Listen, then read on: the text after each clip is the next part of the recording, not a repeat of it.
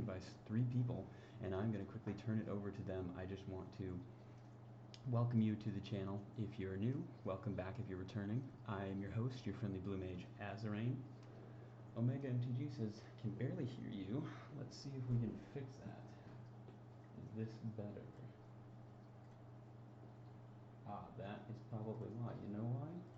Let's go ahead and do this. Omega, good call up. Thank you. Microphone was to the wrong thing. Here we go. Okay, that should be so much better. Thank you, Omega, for saying that. So let's start over. I'm apologizing for the late start. I'm joined by three guests, and I'm going to quickly turn it over to them. But I just wanted to say welcome to the channel if you're new. Welcome back if you're returning.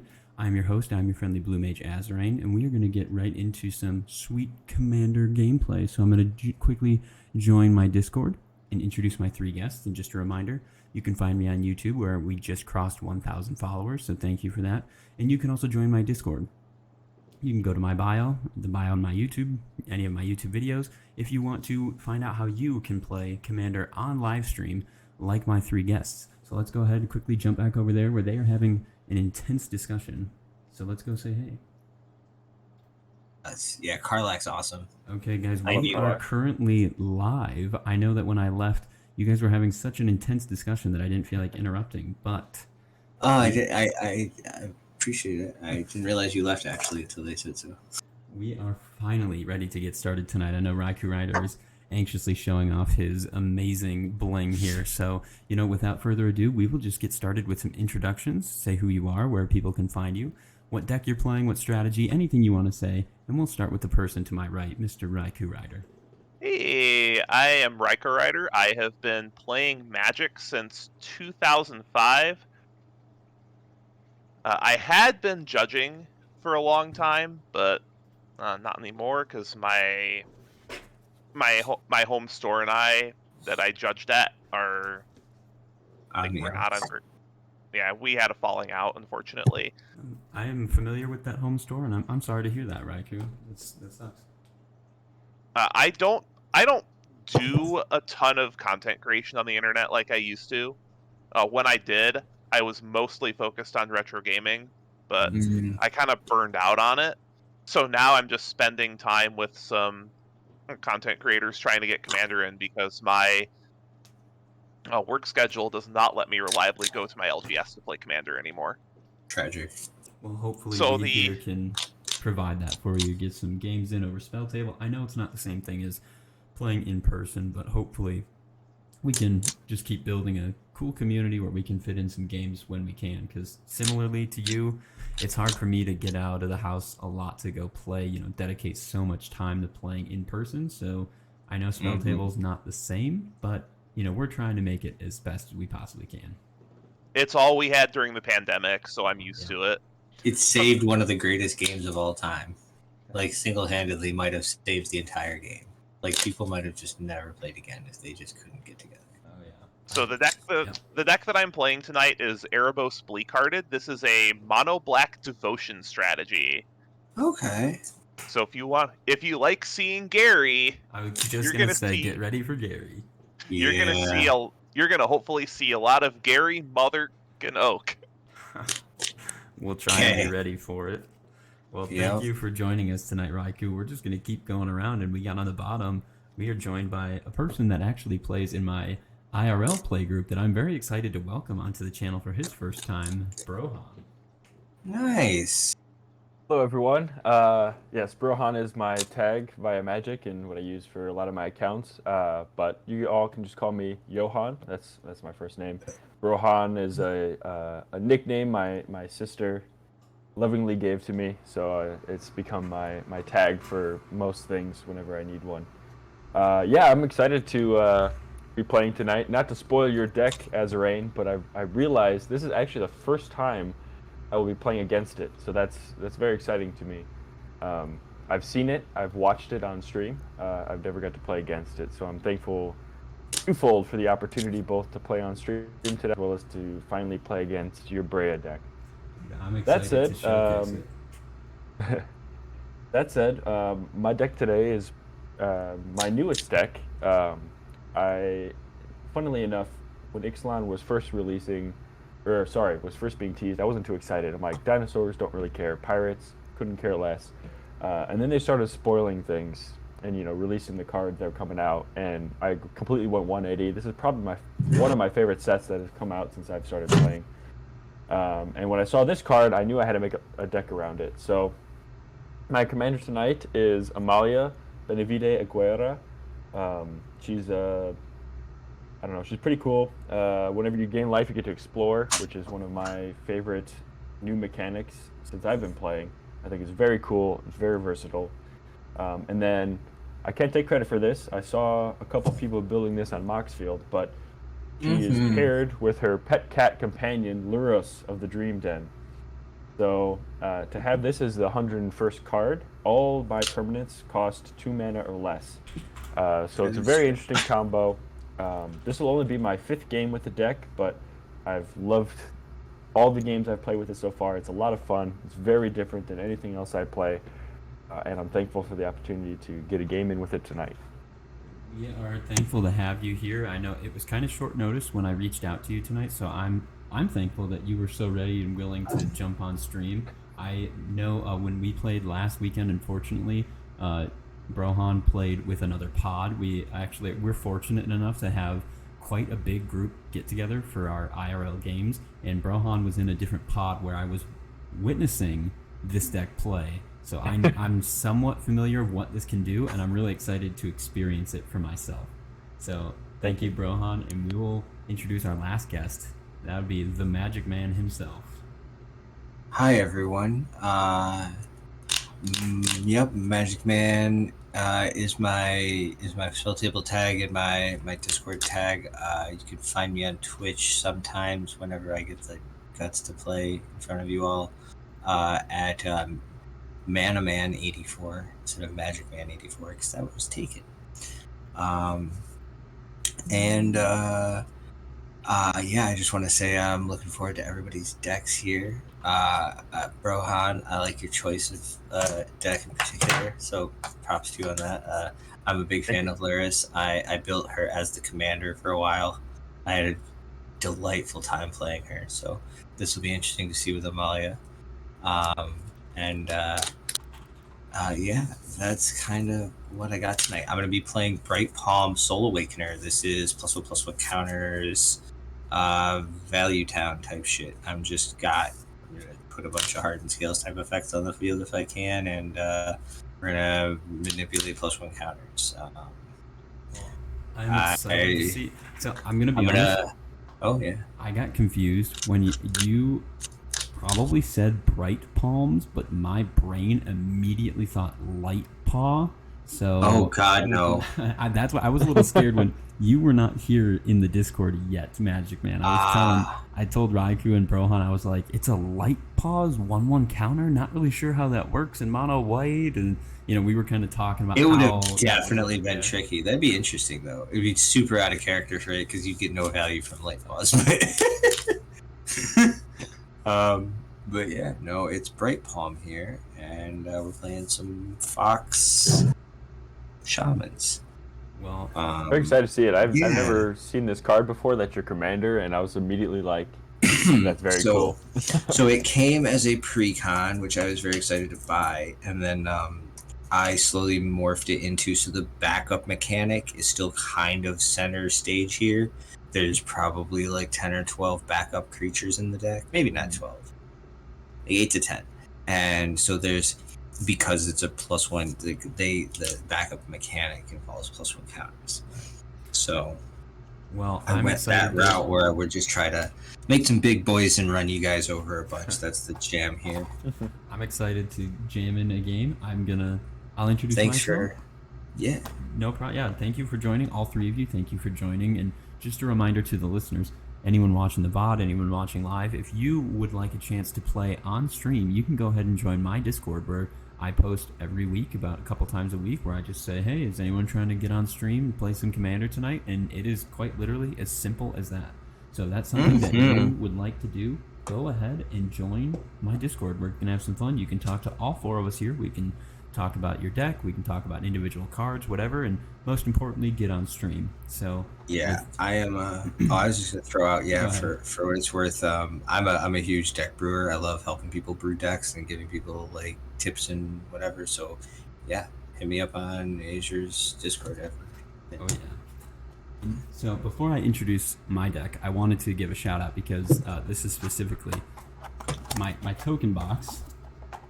I'm trying to decorate my token box a little bit more, and this one, front and center, is actually donated to me by Brohan, so perfectly fitting in response. Around that blue teardrop. Blue mana. So that was a gift. Brohan came to one of our IRL game nights, and he walks right up to me and just says, "I saw this at a store. I needed to get it for you," so it is displayed on the front of my token box. So It's anyway, beautiful. Classic Azorian, not letting people play the game. that's right. I appreciate that, Ezrain. I too am a fellow lover of blue mana and blue mana cards. However, I do not claim to be friendly. There's no such thing as friendly blue players. I'll I have show a that on mono lock. blue aggro deck that still draws 1 billion cards and kills you with 2/2s. Well, I'm going to go ahead and introduce my deck, and then we are shuffled. I'll do the turn order 3 times, and then we're going to get started. So, Hell yeah. I'm your host. I'm your friendly blue mage, Azarain, and I'm playing one of my favorite decks, which is this deck has come a long way. It is my 4-color Breya artifact deck. It is just looking to reanimate big artifacts. It's looking to get artifact ETBs. I'm playing fun cards. I got a lot of different synergies in here. Obviously, we don't like to play with combos on the channel, but this deck is a lot of fun. It's a little bit tricky in the mana base, but artifacts being colorless, usually that's not a huge problem for me. But this is one of my favorite decks that has been on a very long journey. So with that being said, I'm going to hit the randomize button 3 times and we will get started. 1, 2, 3. So it looks like Brohan's going to start us off whenever you're ready. All right, let's kick this off. Draw for turn. All right, I'm going to keep it nice and simple. If you only have anything you want to do turn 1, I'm going to cast Shine Shadow. I always say this wrong. Shine Shadow Snarl. Doesn't really matter. I'll reveal a swamp, so it doesn't come in tapped. But I do not have a play I want to make turn 1, so I will pass the turn off. Dude, I will accept the passing of your turn and take a look at my hand, draw my card. Okay, I think I will just play. Oh, this is always the tough decision, so yeah, I'm gonna go ahead and play this Mistgate Pathway. I'm gonna play it on the island side, and I also have no turn 1, and I'll pass. Card for turn. I will play a We got Tappy Toe Claws raiding with a party of 30. Sorry to interrupt your turn, Rye, but we are getting currently raided, so thank you so much. We just started turn 1, so hello to all the raiders here. Raiku's welcome. I'll play a basic swamp and pass the turn. I'll draw a card. We'll start this game off nice and late and play this Jungle Shrine. Yes, I know my land base is boring. Oh, my land base is very subpar in this deck. Lots of jank shit. I'll pass. You're up, bro. All right, I will draw. All right, I'm going to play this swamp I revealed for turn. Mm-hmm. And then I'm going to tap for a white and 1 more cast Impassioned Orator. It's a human cleric, 2/2, and whenever another creature enters the battlefield under my control, I gain 1 life. Man, you're And making me wish I played the hell yeah deck now. With that, I will pass the turn. Alright, sweet. Creature turn 2 is not bad. Draw. Alright, I will play. So, like I said, the best thing about artifacts is that usually they're colorless. So I'll play a Reflecting Pool, and I'll just tap 2 for a Talisman of Progress. After that, I have nothing, and I'll pass. Card for turn. I will play this basic swamp, and then I also have a turn 2 creature. It is going to be Timoret, Chosen from Death. Mm-hmm. Go ahead. Untap. Draw a card. Yeah, it's still not great. So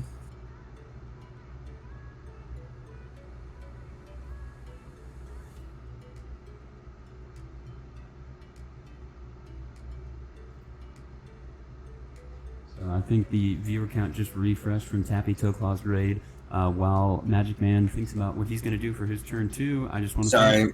Oh, yeah. Thank you for anyone who's currently in the raiding party. If you want to stick around, I'm your host. I'm your friendly blue mage, Azrain. You can find me here on Twitch, or you can find me on YouTube, where we just broke 1,000 followers. So thank you for joining us here tonight, Raiders. I'll play Game Trail and show you guys nothing pass. Sounds good. All right. I will untap and draw.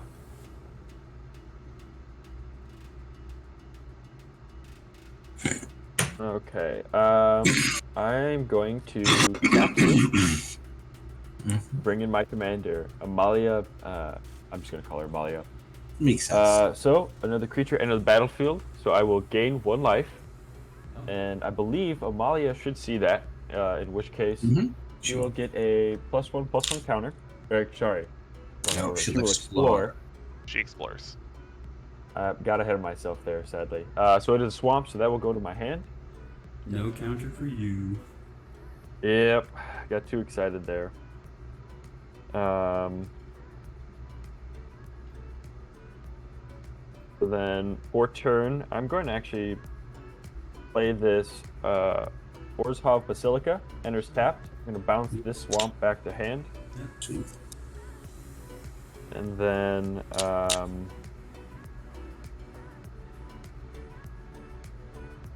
Azrain, you don't, that creature, that's your commander, right? That's not out? Yes, that's right. Correct? Alright, so I will, while the getting's good, I'm going to swing my 2/2 Compassion Orator at you.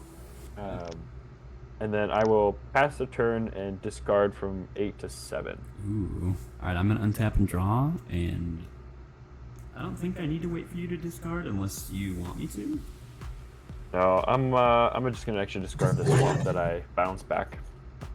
Sounds good to me. Then I'll go ahead. I'm going to play Shivan Reef is my land for the turn. And I'm going to follow that up with tap 1. I'm going to do a Wayfarer's... Actually, you know what? That wouldn't matter. So I'm going to do Wayfarer's Bauble, and I'm going to be a little tricky, and I'm just going to pass the turn. Cardfinger. Nice. Oh, he's got blue open. Do I smell a counterspell? I feel like I smell a counterspell. He's also in black and white. It could just be good old fashioned removal. I'm gonna play Takenuma as a land. Very cool. I love those. The channel lands are so great. I think... Yeah, I bought so many of those when the set was new and they were dirt cheap. Remember when Takenumas were dollars? I know that, so Beseiju is kind of like the front runner, but my favorite personally is the Takenuma. I run that in a couple of my decks. Oh, I bought probably a couple dozen of these when they were just over bulk. I'm going to cast a Callous Blood Mage. This is another card I really like. Yeah, he's pretty efficient. I'm going to draw 1, lose 1. Makes sense. Then I'm going to just hold up Timoret because I don't get attacked because there are 2/2s on the table and Timoret's a 2/3. Yep. I'll untap. Draw a card.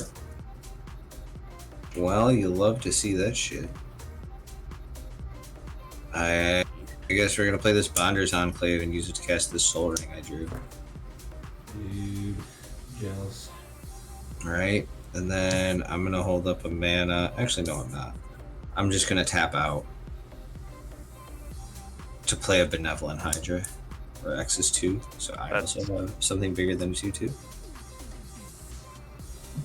That card is terrifying in that deck. It's not bad, and I'll pass the turn. Alright, untap. Keep nothing to trigger, and draw. Alright, I'm going to pull that swamp I pulled, return. And then I'm going to tap it. I'm going to cast Greedy Freebooter. Greedy So it's a freebooty. human. Yep, a human pirate 1/1. Whenever he dies, I scry 1 and create a treasure token. So with that said, a creature entered, so I will gain 1 life, and my Amalia will explore. So it is Sarah Ascendant, Great Pull. I will leave that on top, and for real this time, give her a +1/+1 counter. Is that visible enough? If not, I can. Nope, you're good. You're good, mate. You're fine. It's perfect. It was legit. You know what, Rohan? legit If I visible. can't see it, then it just doesn't exist. So All right, that's a little bigger, hopefully. So, you're fine. It's good. cool. If only I had a way to draw that this turn, but I sadly do not. Actually, that's not true. But there's no point in playing that. I will tap 1 to play this artifact, Fountain of Renewal. So at the beginning of my upkeep, I gain 1 life, and then I can pay 3 to sacrifice it and draw a card. So over there.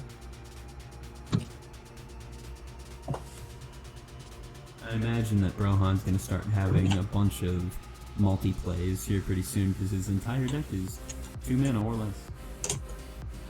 Yeah, sadly, card draw quickly becomes an issue in this deck. I imagine. All right, move to combat. Let's see. Does anybody want to block and kill a 1/1? What? Kind of. No. You I had also a just, feeling somehow. did you also just play that? Oh yeah, that's right. Sorry, I'm thinking the wrong thing. Sorry, I have these two open. I'm actually just gonna pass turn. I will respond wait to on your this guy. end step. Oh no. I'll just tap 3. I'm going to flash in Liberator. Where's his Battlethopter? Oh, okay. We topped in over here. Yeah. Lovely. And then, since you are done, Brohan, I will untap. I will draw. Play Caves of Koilos as my land for the turn. And 1, 2, 3, 4, 5. I will tap 5, and with affinity for artifacts. Speaking of Urza, he will join the party. Urza, Chief Artificer. He only has affinity for artifact creatures, friend. Not that it may matter, but okay. Yes, he has affinity for artifact creatures. He gives my artifacts menace. Whenever I cast a colorless I can cast colorless or artifact spells as though they had flash. So that whenever I cast a spell, if the amount of mana was more than Liberator's power, it gets a counter. So Liberator will get 1 counter. And I think I want to try and return the favor to Brohan. I'm going to attack you for 2 in the air. 1. Yep, I have to take it. Okay. Urza also gives my artifact creatures menace. And I will leave this Wayfarer's Bauble here for later, I guess. I will move to my end step. Urza will trigger, and I will make a Karnstruct. And I'm done. Okay, swamp off the top, please. That'll work. That's an Urborg Tomb. All y'all got black mana. Thank you. That's super cool. Then I'm gonna play. Then I'm gonna play this Nyx Lotus. Yeah. Nice. I love Nyx Lotus. That's all I got. I need to get that I stuff love down. Nyx Lotus Well, too. I also don't like this playing immediately after his Zorain thing. Yeah. Makes sense. I'll draw though. That's not bad. I'll play the Spine Rocking Hole. And I'll hide 4.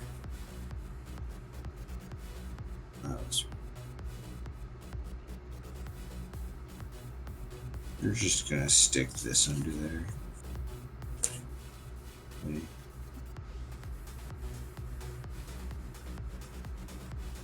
Yeah. We're gonna put these on the bottom. And then I think the smart move is this. So we can tapped. So we're gonna play a Voldaren Thrill Seeker.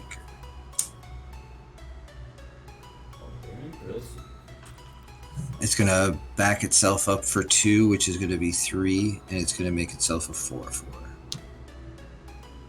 And I'll pay us the turn. I play that card and crash. That card's cool. Yeah. Alright, untap, beginning my upkeep, I gain a life off my artifact. I'm still going to keep Sarah Ascendant on top, but my commander, Amalia, will get a counter, and then I draw. So I will play Isolated Chapel turn. It enters untapped since I control this swamp.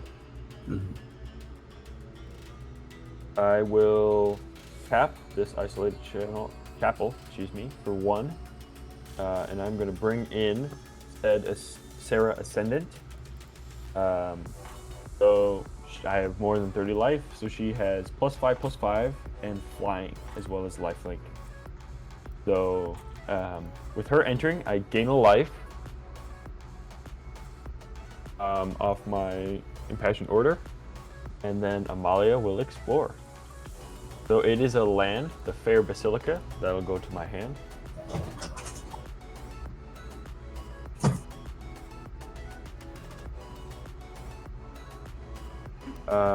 I'm going to tap my Orzhov Basilica for 2. I'm going to cast Revitalize. So I gain 3 life and draw a card. Yeah. So 1, 2, 3. Draw a card.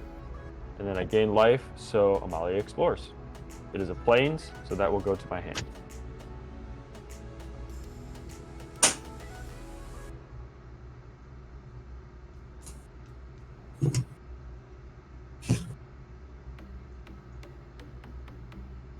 Sorry, I stepped away for a second. I'm going to tap 2. Cast the card I drew off of Revitalize. That being a Selfless Spirit. Oh, that's gross. Love it. So I can sacrifice it to give my creatures indestructible to end of turn, but in the meantime, it has flying and is 2/1. I gain a life off that entering. Do this first. Gain life, and then Amalia explores. So it is Return to Dust. I'm going to leave that on top. Amalia gets a counter. Ooh. I don't like that very much. And then I will, I think, move to combat there. Let's see what we got for blockers. Timuret is a 2/3 and Callous Blood Mage is a 2/1. I got a 3/3 and a 4/4. Urza is a 4/5, and my Construct is a 4/4. All right. I will swing Amalia, who is a 5/5 currently because of the 3 counters, at Azarain. And then I'm gonna swing my. Actually, no, I don't need to do that. Yep, I'm just gonna swing Amalia at Azarain. As much as I'd love to just chump and block your commander, I think Urza will do more for me if I let him live. I will go to 33. All right, and that is 5 commander. Yes. I imagine commander damage is Oh, pretty relevant to that deck. It is. That's the one downside of this deck. I, with a passion, hate commander damage. I get its purpose, but I don't like playing for it, so I try not to exist in this deck. It's important to keep track of, but I don't try to win off of it, if that makes any sense. So. Am I good to go, Brohan? Sorry, I didn't want to interrupt. Yep. Okay. You're So, good. I'm With that, I untapped. pass the turn. I'll draw. I'm gonna play the best land in Commander that's not named Gaia's Cradle. Play Command Tower. I was gonna say you mean Command Tower because Yep. it is the best land in Commander. What do I want to do here? I think I can do. I don't play command tower in here. Okay, like Command Tower. Mono Black. That makes sense. Okay. You mean you don't play the fancy basic swamp that you can't search for? I was gonna say, do you need anything but swamps in that deck? Nope. No, you need Cabal Coffers, Bajuka Bug, and No, I hard drew that. I think I'm gonna tap 2. I'm gonna just get rid of my Wayfarer's Bauble quick, and I'm gonna go and get. I mean, I have red, blue. I'll go and get a. White. It doesn't really matter at this point. I'll go and get a. Usually this deck kind of blue heavy, so I'll go get an island. Oh right, you have 2 white. What, Azarain? You're playing a deck that's blue heavy? I know. You would never guess it. So I am completely shocked. that island is going to enter the battlefield tapped. since Liberator is acting as my little Vidalcan Orrery, I'm not gonna do nothing. I'm gonna, do I want to try and hit Johan back? Brohan, my apologies. Do I want to try and hit Brohan back? That Sarah's Ascendant is gonna be a real issue. He is a 6/6 with flying currently. Mm-hmm. And lifelink. Hmm.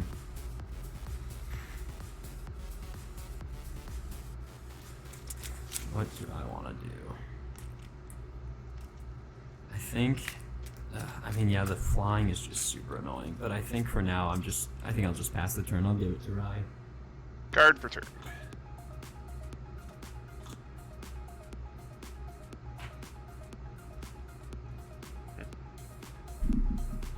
I'll play another basic swamp. So I have 8.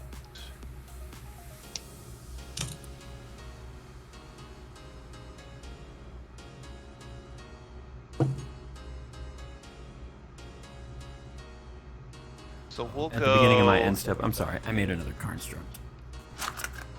Yeah. We'll go 4.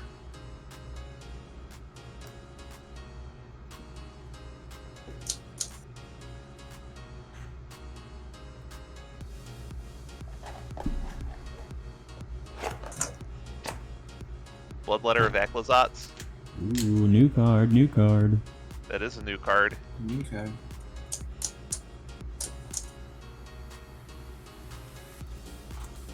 So then I'll make 6.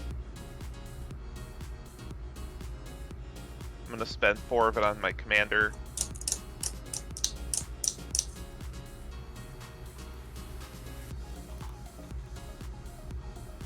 So I have 2 left. As much as I don't want to overextend into a board wipe, I think I need to be efficient. That bloodletter's gonna get scary. Mm-hmm. Then I'm going to spend my last 3 mana and cast this Morbid Opportunist. I'll respond to the Morbid Opportunist. Okay. I'm just going to use my Hydra to move a counter. Nice. That's fine. 2.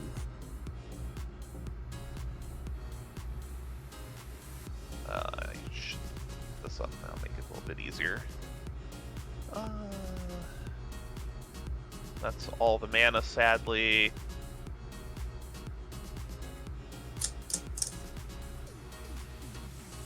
Erebos is a creature. Mm-hmm. Good to know. Mm-hmm.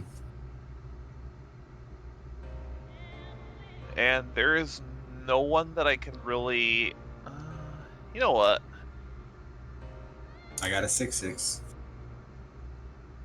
Me as well.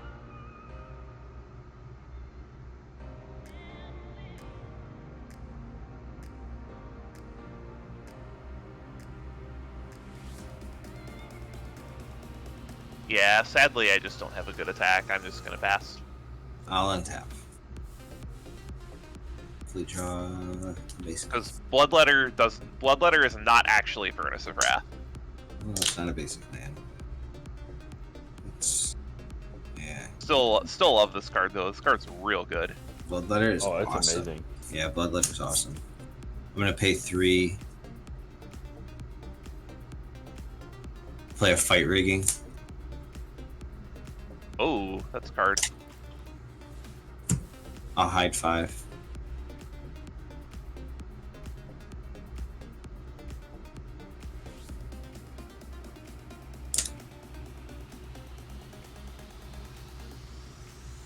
I will... This is rough. Not gonna lie. This sucks. Yeah, I'll put this card underneath.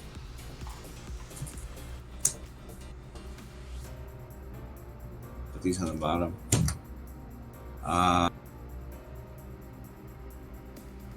Attempt to move to combat. Sure.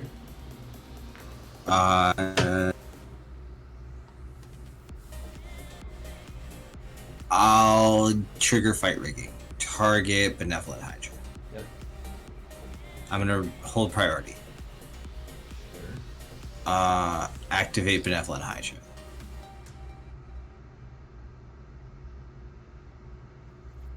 Resolve Fight Rigging. Mm-hmm. Counter on Benevolent Hydra.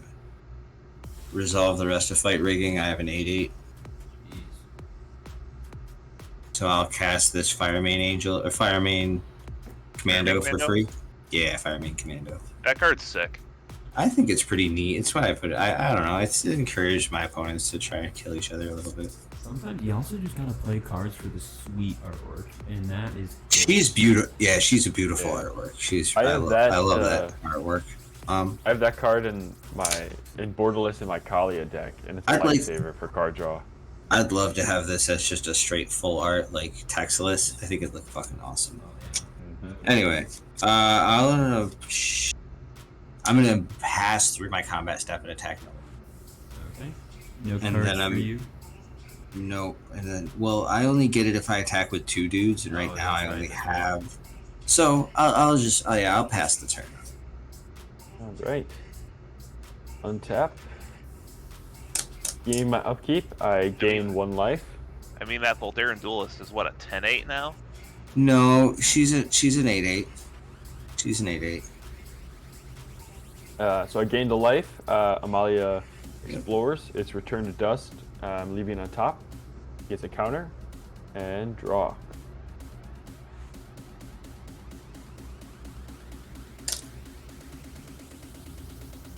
All right. I'm going to play just a Plains for turn.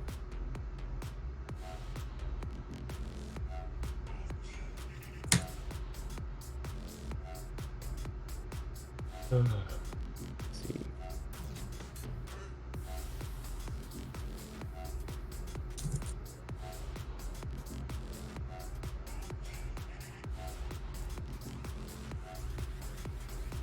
All right. I'm gonna tap a white and a black, and just for some insurance, I'm gonna cast Magus of the Balance. Oh wow! Oh no! You don't see him every day. All right.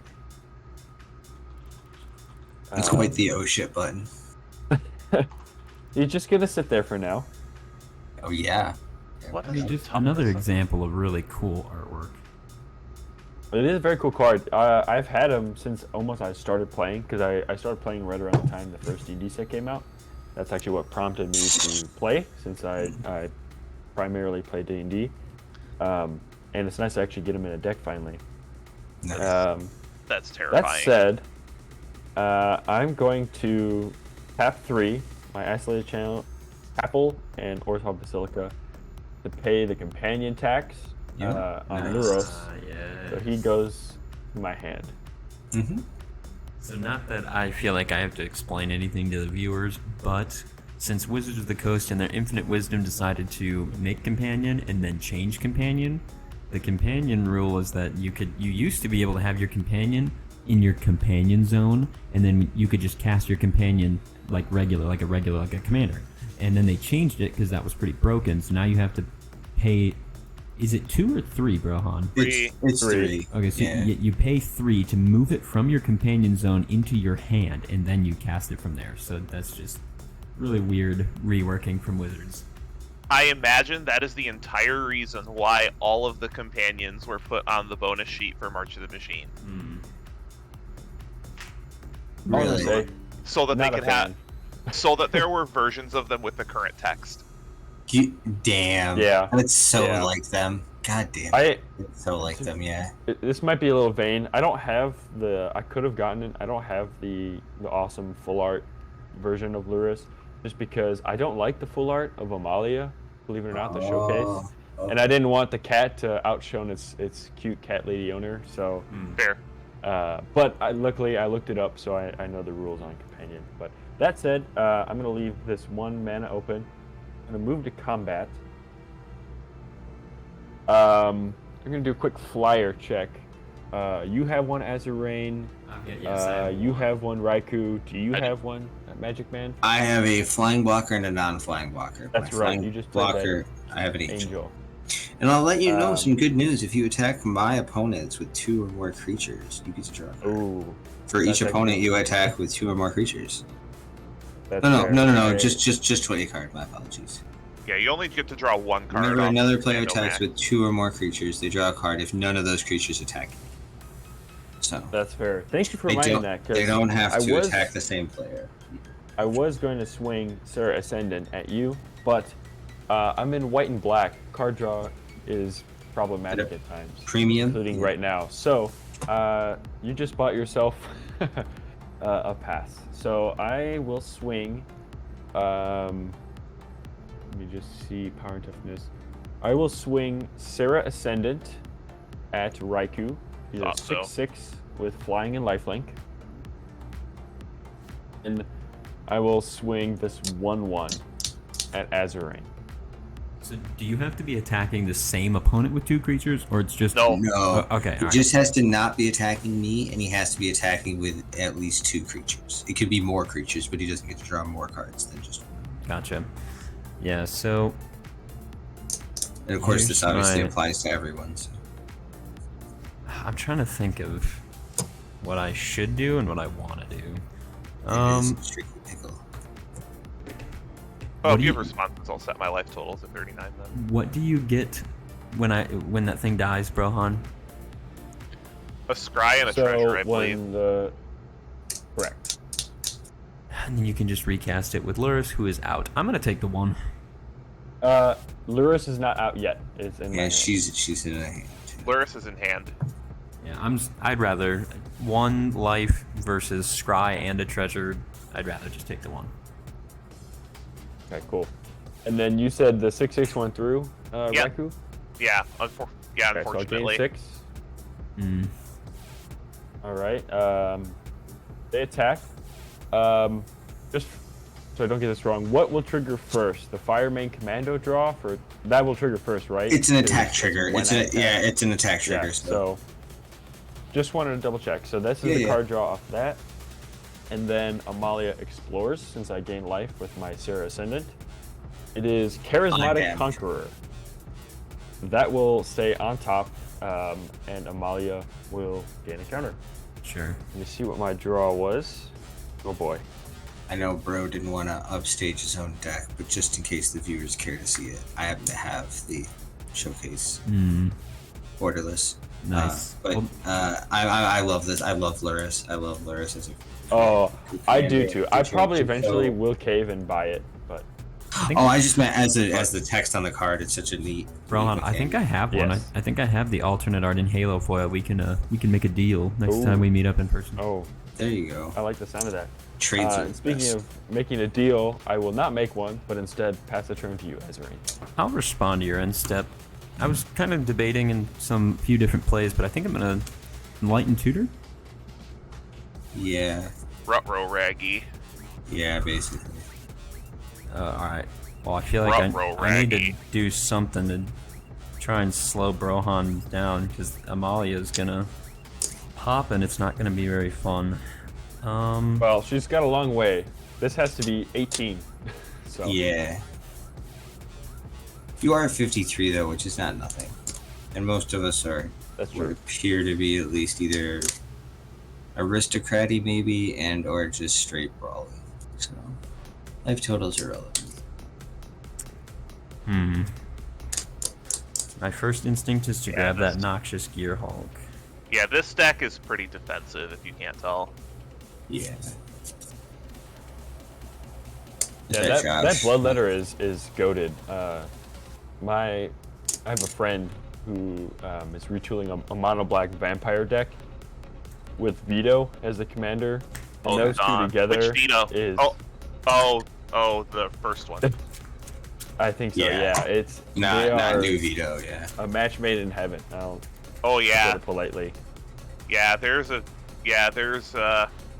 reason why our local playgroup calls Vito the Don. Yeah. That's awesome. So then, Brohan, you passed. I'm gonna untap. I will draw the tutored card, which is this gorgeous noxious Gear Hulk. I'll draw. I'll have no land for the turn. Oh, that is nice. So the nice thing is that it's an artifact, so I can flash it in at any time that I want to. You can. What is Amalia's power and toughness, Brohan? is currently a 7/7. Yep. I think With ward pay 3 life. Ward 3 life, that's great. I'm going to, I think, since I feel like I'm kind of in last place here, I'm just going to keep building up my board. I'm going to not do anything. I'm going to pass. I'll make another construct. And so I now have 3. Wow, I can't believe I'm actually untapping with this Nyx Lotus. There you go. I didn't think I was going to untap with this. I mean, yeah, I thought Return to Dust might show up here. I kind of thought that too. Card for turn. You know, I have Fight Rigging. You have Nyx Lotus. There's a reasonable number of moderate. Yeah, that might have been the play I should have made. I mean, it's no big deal. It's always I don't know. nice. Cards like that, I like to hold off sometimes, and Oh, totally. I mean, it's so only fun gonna to get play better, some of right? those Like, cards. yeah. I love Nyx Lotus too, by the way. I'm going to make 8 black. Good God. I'm going to cast Yeah. Underworld Hermit. Ooh, okay. Where did I put them? Where did I put these? That's awesome. I've never seen this card. I like that. So Underworld Hermit is going to make me Squirrels, right? 10 squirrels.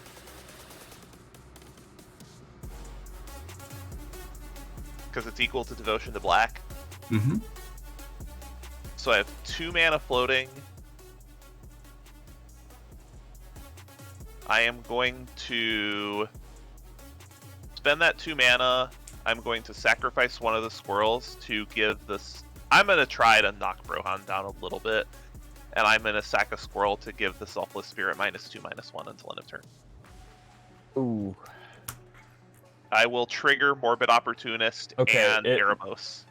In response, I'm just gonna sack it so my stuff is indestructible the rest of the turn. That's fair. I just need to get it off the table. So I'm going to go to 31, and I'm going to draw a card, and then I'm going to draw a card off of Morbid Opportunist. Mm-hmm.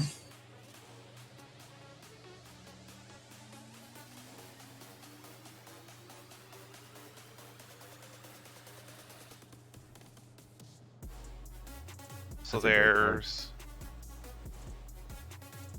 I wish that card cost 1 less mana. Oh, what? Underworld Hermit? No, Morbid Opportunist. Oh, Morbid Opportunist? Oh, yeah, that would be sick in your deck. There's so then- many 3 costs that I wish were cheaper. Oh yeah. Then...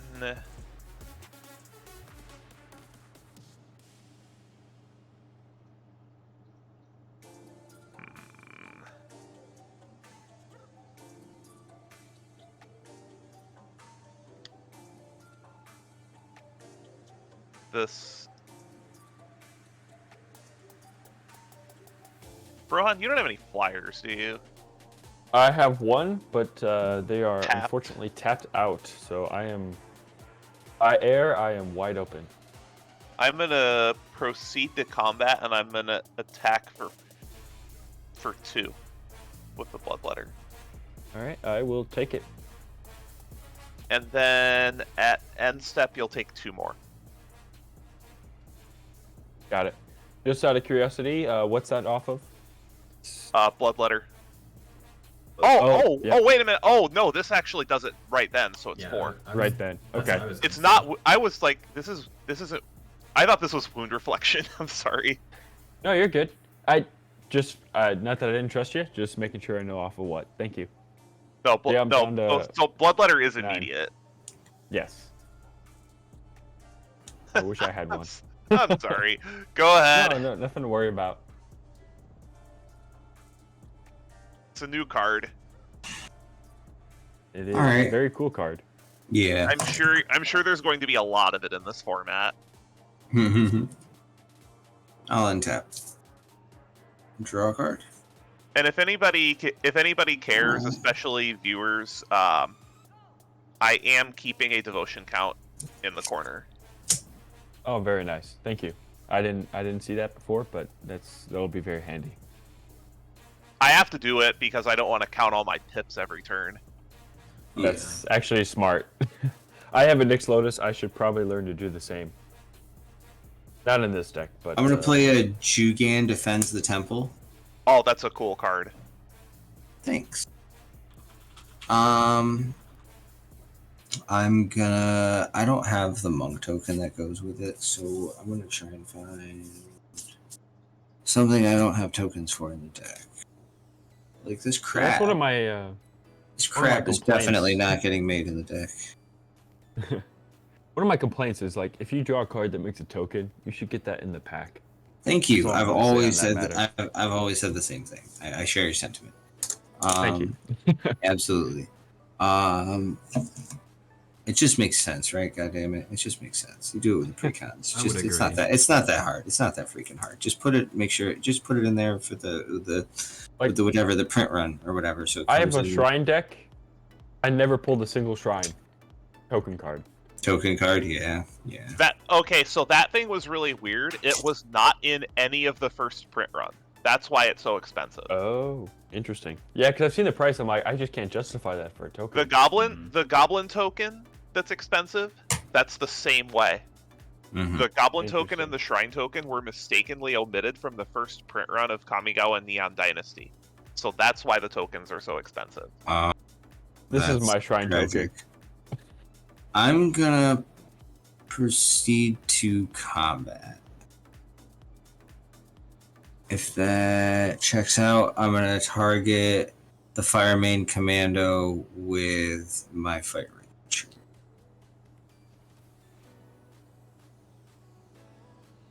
And then I'm gonna pass the turn.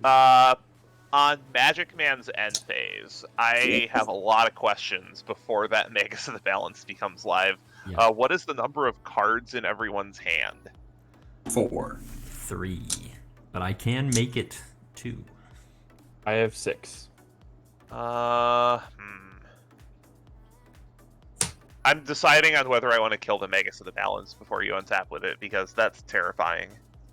It's pretty good, yeah. It's pretty I think I have to. I'm gonna spend 4, and I'm gonna throw 2 squirrels at it. Give it -4, -2. Mm-hmm. In response, I throw it in the graveyard because I'm not playing blue. I am going to trigger Morbid Opportunist. Mm-hmm. We'll put Morbid Opportunist on top of the 2 Erebos triggers. Yep. So I'm gonna draw off Morbid Opportunist first. And just to clarify, what's allowing you to sacrifice the creatures to give minus? Erebos. It's My Erebos? commander. Yeah, okay. My commander. So I'll draw a card off of Morbid Opportunist. I will pay 2 life to draw a card. And then I will just...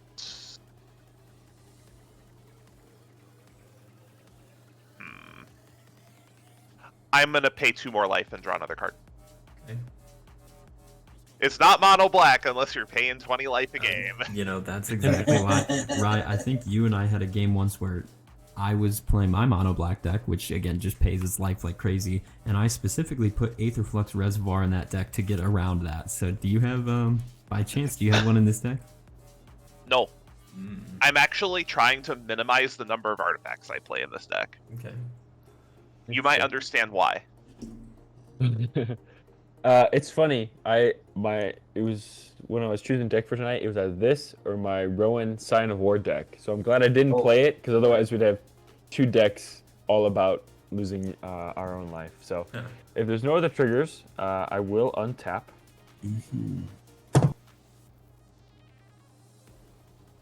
Gaining my upkeep, I gain a life. Go back to 50. I'm going to keep Charismatic Conqueror on top. Amalia gains a counter, and I will draw this card.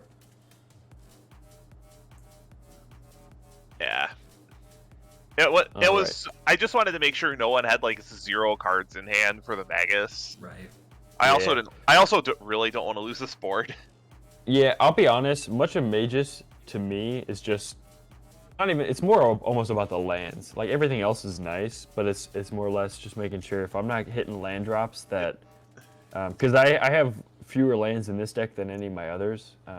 To So keep it's more the or green less decks, that I to keep the green decks in check, yeah. exactly. So, speaking of land, I will cast the Fair Basilica for turn. It sadly enters tapped. Dude, I'm gonna cast my land spells from now on too.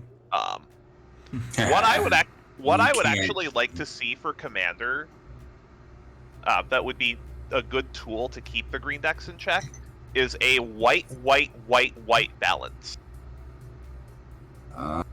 I mean, there's this. You can play the suspend balance, like balance. Yeah, but players have like 4 or 5 turns to prepare for that. They do. They do. I feel like you'd see a 5 white balance, like played just as often as you see the other one, Like either just for the same reason. like either 4 white or 5 white to make sure that it's not being cast in like multicolored decks. I mean, except for the multicolored decks that are 5-color decks and don't care about their mana. Like, I mean, insert kit, right? Like you're generally 5-color trying to All right. homogenize your mana base.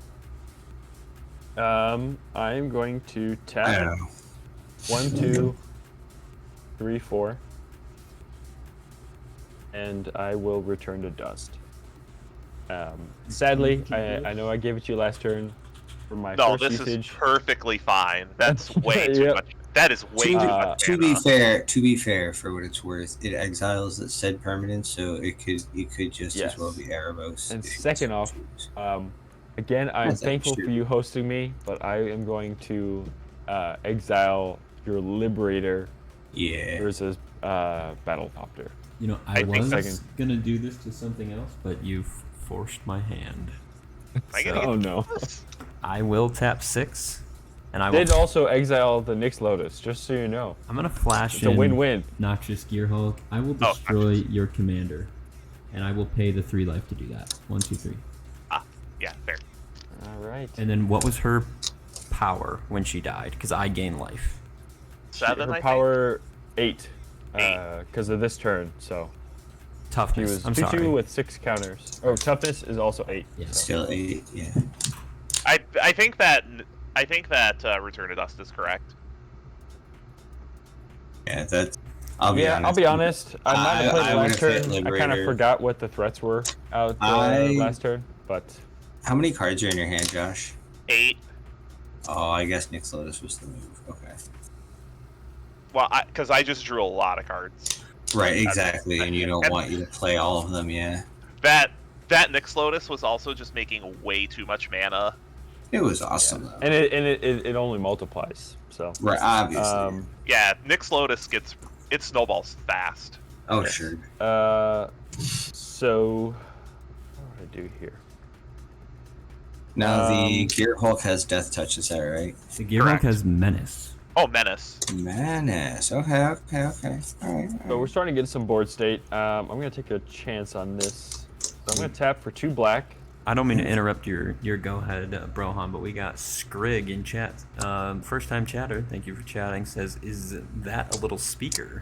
You might have to be a little more clear on what you're speaking. Oh, I think he's talking about Berserk behind Brohan's mat. But it This? looks like a case for the Berserk mat. Oh, Nope. Brohan, go ahead and show those off. I know exactly. So- what those are. Oh, they're the books. Oh, okay. They're the Yeah, That's awesome. Next, along with Lord of the Rings, Berserk is my. I'll try not to go on tangent. Berserk is my favorite thing in the world besides Lord of the Rings. Speaking hence the of mat. those, Brohan that. has graciously let me borrow Volume 1 and 2 of that Berserk set, so I'm currently trying to make my way through it.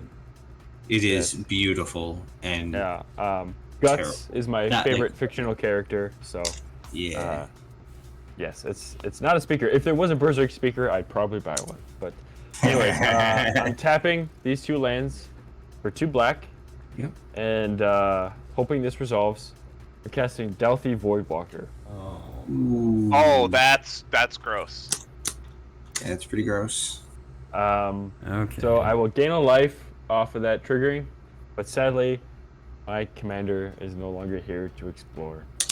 So Okay. I will Dolphy. cast that and pass. Okay. I'll untap. Ugh. Upkeep, I'll draw. Okay, well, the Dolphy changes things. Holy cow. Dolphy's good. Well- Don't get me wrong. I like Dolphy, but holy cow. Dolphy is I mean, an issue for any deck that needs to rely on its graveyard. this deck plays out of the graveyard too. I'll tap 6. And What, a mono black plays out of the graveyard? I'm going to play Tezzeret, Master of the Bridge. Oh no. So creatures and planeswalker Yeah. spells have affinity for artifacts.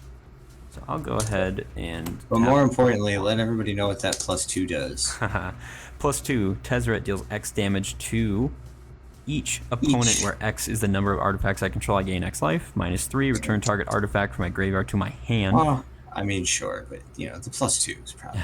-8 that's pretty is nutty. pretty big. But so, cast. Did I draw Yeah. the Noxious Gearhulk killing something? You did not. Yeah. Yeah, I I have to believe you draw. did. I have to Oh, draw that. card Yeah, off that. you do. Yeah. I'm also going to tap 1, and I will, I guess, play Duretti, Scrap Savant. Because Planeswalkers. Yeah. Alright. I need to get back into the game somehow, and... So I've got 1 card in hand.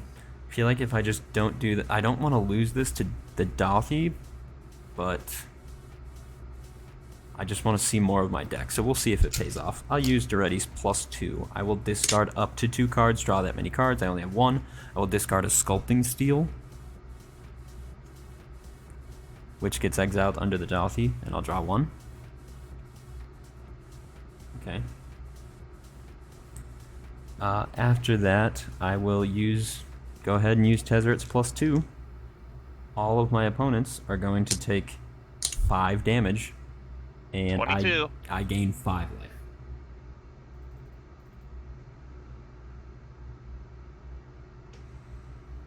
Then, me not liking that Dalthi so much, I think I'm going to... what should I do? It can't block, so That's true. you know he's got Luris in his hand though. So Yep, that's the issue here. I'm gonna send... I'll just send all 3 of my 5/5 constructs at Brohan. They all have menace due to Urza. yes, you can block 1. They're on the ground? They are all on They the are. ground. All right. And they're how many? They're 5/5s. Yes, 5/5s. You said you're sending how many? 25 coming. 5. 5? 15 coming at you. 5. Oh, 3. Oh. Yeah, only 3. Right. I think this is the only obvious play here. I will block one of them with my Sarah Ascendant and my Greedy Freebooter. 6/6 with lifelink, and then a 1/1 with Death Trigger. Okay. Then after that, I will go to my So end you do step. get to choose, I believe, which one you want to block first. Yeah, I'll kill Yeah, you do. I'll go ahead and kill the freebooter. Oh, really? Okay. I'll draw a card. So I'll gain 6 life. 1, 2, 3, 4, 5, 6, and then lose 20, putting me down to 30. You're gonna lose 10. They're Not 20. Yeah, just 10. I misspoke. I thought there was 5 5/5s. There's just 5 okay. 5s. I thought there were 2. So My bad. 42 then. Then after that, I'm done. I will pass my turn. Scry 1. I'm gonna put this on the bottom, Okay.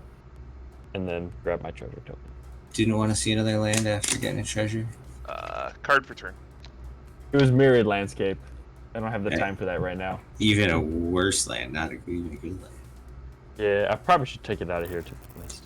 I mean, I like it in black white. This- I played a lot. This might. Yeah.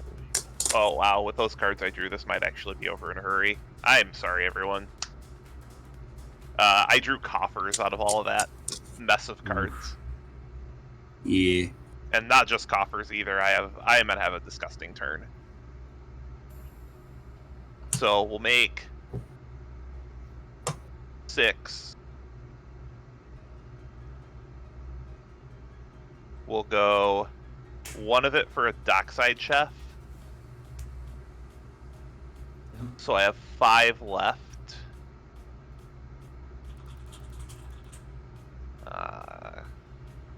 7, 8.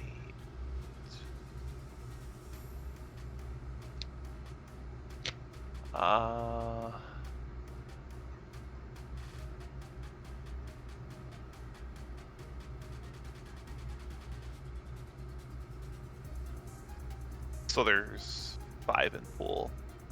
Then there's going to be 2 in pool. We're going to put the Dothy Voidwalker in an Oubliette. So before the Oubliette resolves on the stack, Rohan, you do have... How do you spell that? It's O-B... Oubliette.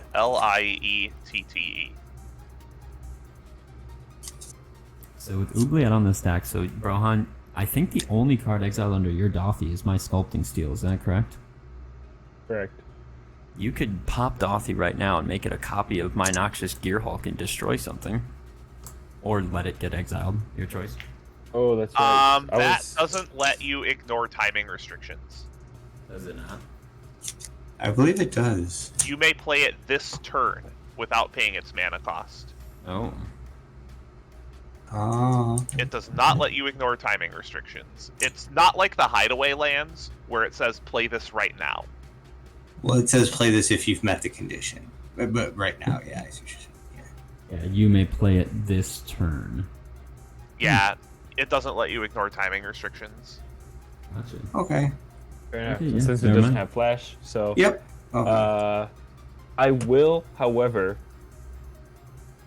tap and sack Douthie anyways, Yeah. just so Okay. that it's not Right. phased out. Got it. Mm-hmm.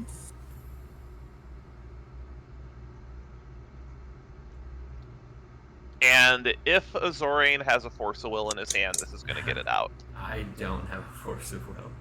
Well, then this is not good for the table, then. Gary. Yeah.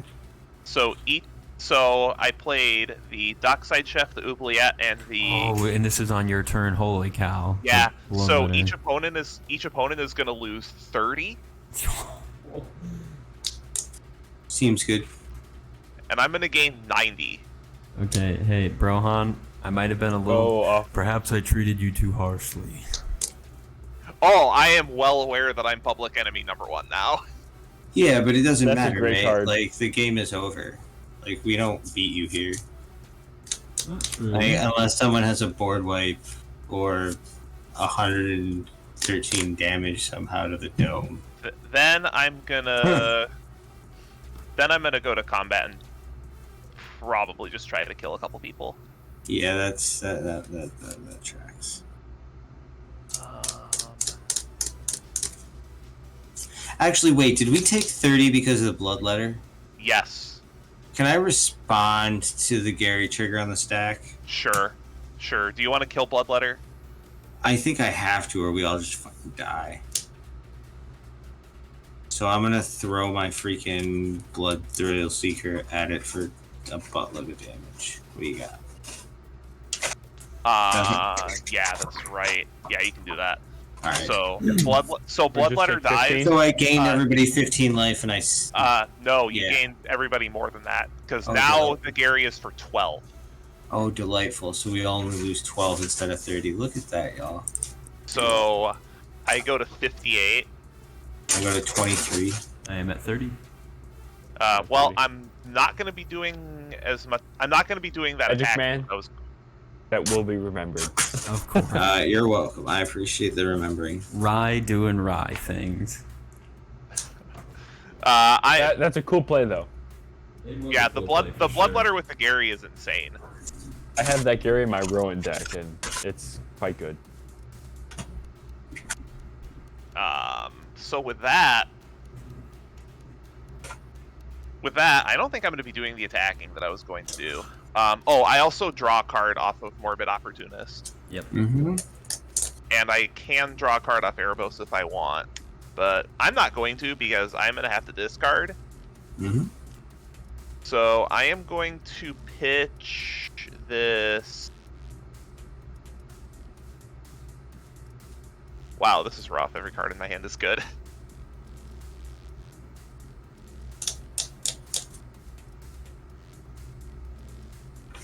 God, I don't even know what to discard. Every card in my hand is amazing. That's rough, buddy. Must I be am nice. going to discard Ravenous Chupacabra. Okay. Makes sense. And I will pass the turn. I am going to like take down the contents of my hand. Just to show it off at the end of the game. Draw. That's what we needed to see. Okay. Main phase triggered Jugan. Put a counter on my Hydra and a counter on my Mana Dork. Actually, sorry, I'll put 2 counters on the Angel, actually. And then I'll play Plains as land for the turn. Sure. And then...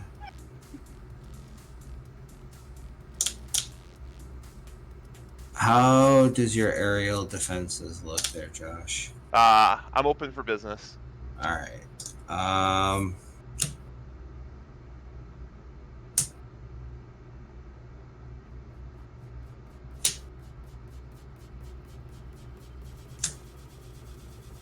We're gonna cast our Mander. Here he is.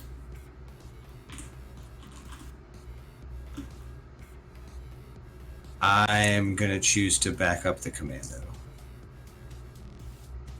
I am probably gonna die for this, but it's the last time I'm gonna get to do probably anything with the team. We are getting to that point in the game. I know. So I'm gonna back up the Angel, hopefully surprising no one. Put 2 more on her. And then I'll move to... Actually, I'll put 2 more on her with the Hydra.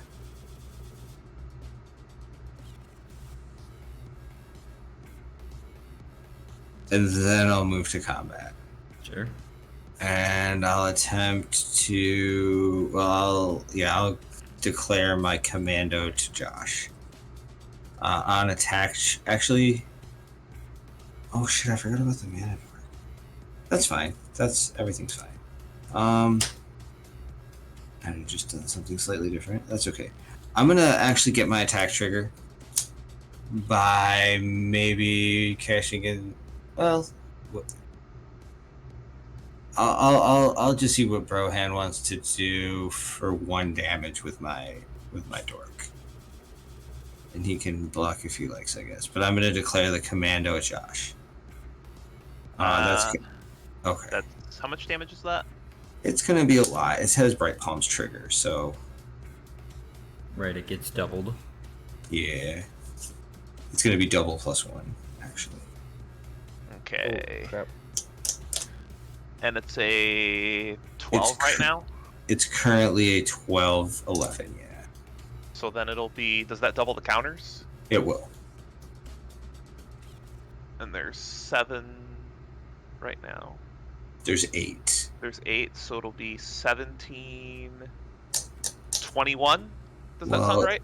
It'd be 16, 20. Yes, you are correct. You are correct. In there. 37.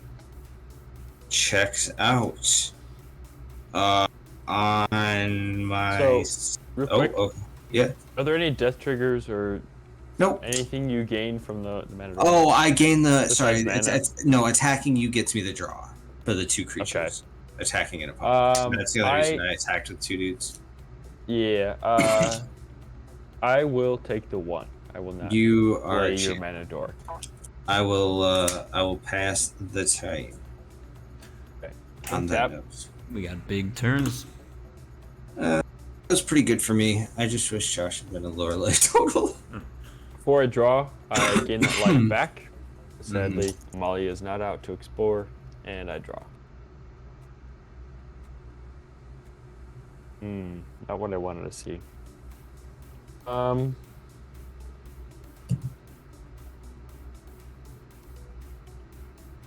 Okay. To start, I tap my Orbital Basilica for 2, and 2 more. Gonna bring back out Amalia. Yep. I will gain a life off my Impassioned Order. She'll see that, and I will explore. It is Swifties. We'll send that to my graveyard, and she'll get a counter back.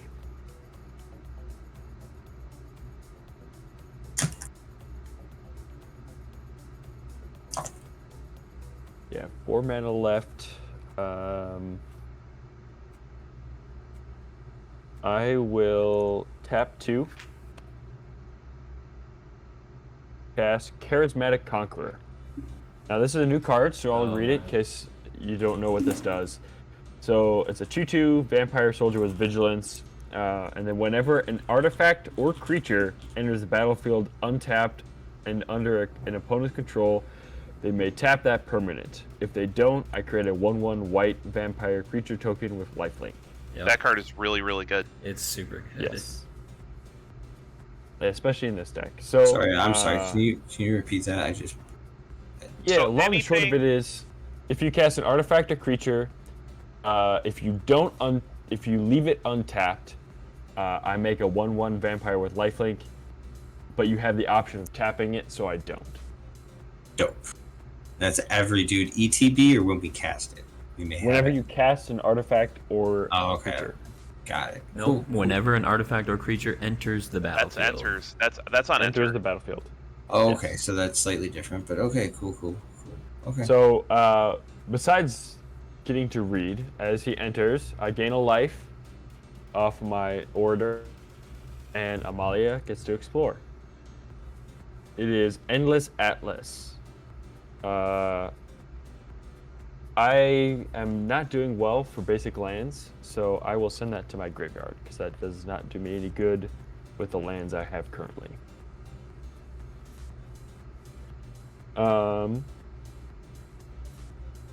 I will. This is hard. I'm gonna move. Before I forget, by sending to the graveyard, Amalia does get another counter. So I will move to combat. But let's see. Bloodletter's gone. Raikou, do you have any flyers? No. Okay, easy enough. I will send. Let's see. See, that sucks. All our life totals are low. Are there any Azarain, do you mind taking 2 damage? For what purpose? Hey! You So I took can draw 1 a card? damage. You took 1 damage from me to draw a card. I could take 2 damage from you. No, I can't send it at you, or else I won't get the draw off your. Oh, you're fucking right. Shit. My bad. I was trying to help. It's not necessary, but I was So, just. what does if this I could, get- a card draw would. What does Just this let get them me draw a card. when you're wanting to draw a card and hit me for damage, and you're saying that I just have to do it because I'm nice, or are you? No, Well, no, he's I'm just asking you okay. to do We it have 'cause you're public nice. enemy number 1 is Raikou, and I'm just trying to get some card draw. How many cards But- do you have in your hand? 4. I have 1. Okay. I will do it if you allow me Understandable. to hit. I'll do it if you allow me to hit you back with. My creatures are much bigger than yours, but I'd like to draw a card as well. I have life gain, so that's a fair deal to me. So, Okay. Sarah Ascendant, 6/6 flyer with lifelink will come at Raikou Rider, Got it. and then my 2/2 Impassioned Order will hopefully swing through to Azarain.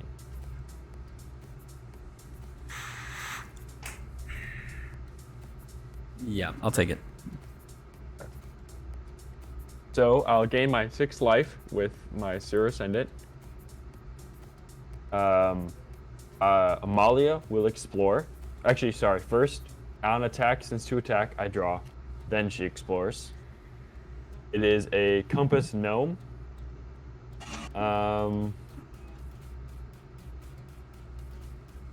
Lands would be nice, but not what I'm looking for. So that will go into the graveyard. And she'll get a counter.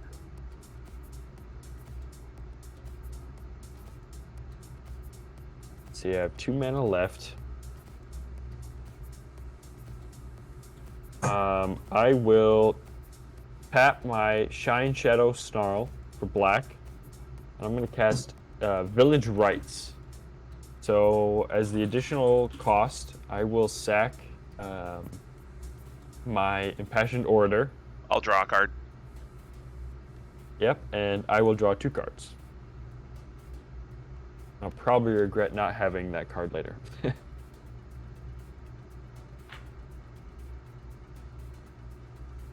And with that, I have 1 mana open. Nothing I want to do on this turn, so I will pass the turn. All right. I'll untap. I will upkeep and draw. Okay. Not what we want to see. So I think I'm going to immediately use Duretti's +2. I'm going to discard Talisman of Creativity and a Reckless Fireweaver and draw 2 cards. That second discard's pretty big. Land for turn. I'll play Seat of the Synod, which is an artifact land, so my constructs will get a little bit bigger. I am not getting a whole lot of good draws here. Yeah, I'll go ahead and use Tezzeret. No, before I do that, I think I just want to cast my Commander Breya. Now Brohan's got 3 triggers off of me because I'm gonna have Breya and my 2 Thopters enter. No, that creature's dead. Oh, that's right. And you're not gonna make him the vampire or tap him? I mean, I don't think I need him untapped. You know what? I'll tap Breya. I'd like to leave my 2 Thopters untapped, so you can make 2. Got it. Now that's going to increase that by 3, and then I will use Tezzeret's +2. So then all of my opponents are going to lose 1, 2, 8, I 3, think. 4, 5, 6, 7, 8, 9. Oh, life. 9. And I will Yeah, get that's 9. 22. Okay. Then... Those draws were pretty terrible, to be honest, but... Let's see.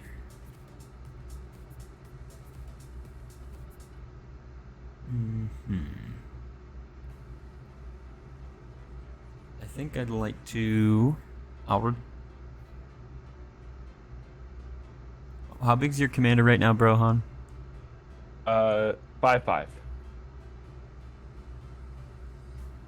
Okay, I'll return the favor. I'm going to send 1 construct at Brohan. I'm going to send the other 2 at Rye. And they are currently 9/9s. I will throw 2 squirrels in front of each. Yep.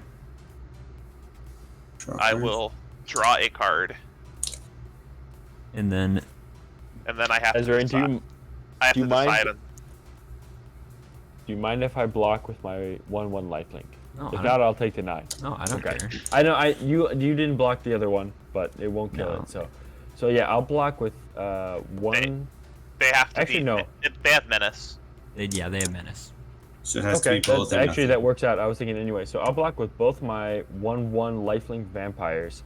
I'll gain 2 instances of lifelink. Yeah, right. So first I'll gain 2 life. And so I get to draw and a Amalia card, will correct? explore twice. Magic Man? Yes. What's that? Unattacked. Yeah, from me. Yeah. Holy cow, we just drew 3 cards that we don't need right now. I am deciding on my Erebos triggers. Yep. I think I'm going to draw 1, 2. And then I'll stop. Okay.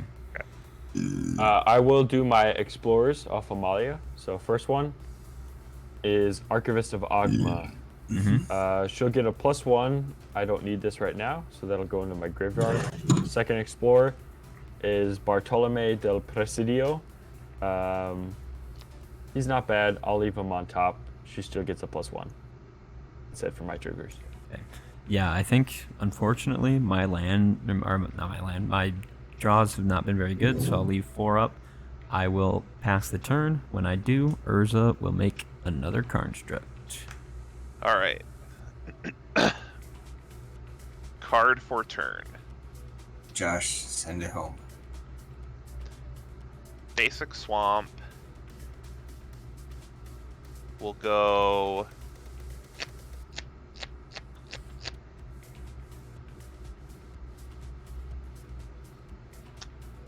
Seven.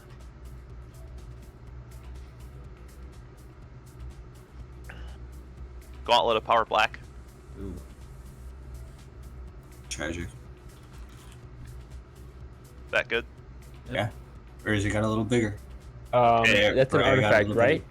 bigger. It is. I'm You're gonna have tap it enter. You're gonna leave it tapped. Okay. Yeah, it still Makes sense. functions the same. Mhm. So I have 2.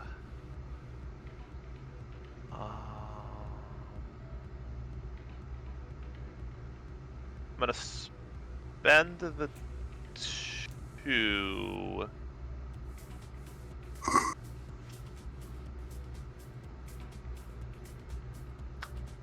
Did I play that? No, I didn't. Okay, I'm gonna spend the 2. I'm gonna sack Gary to Erebos to give.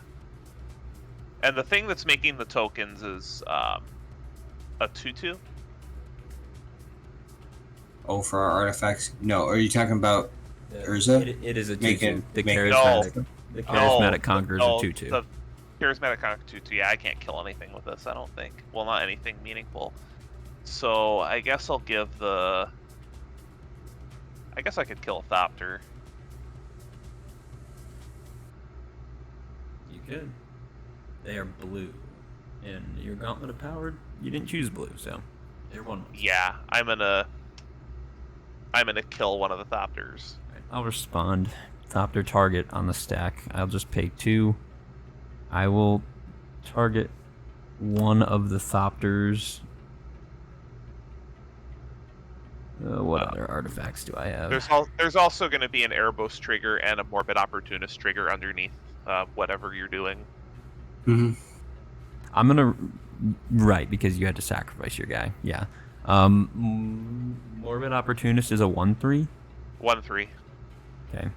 I'll lose the Thopter that you targeted, and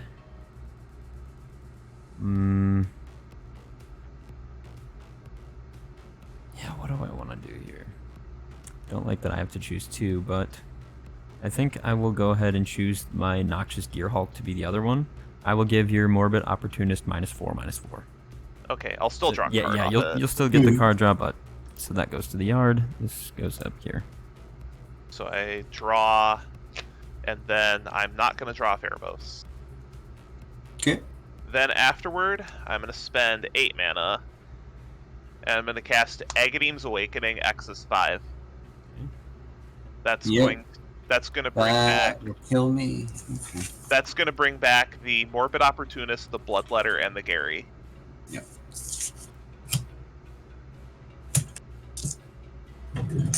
So is all this resolving? Sorry. I don't have a counter it. spell. Okay. I just died. So this is 2.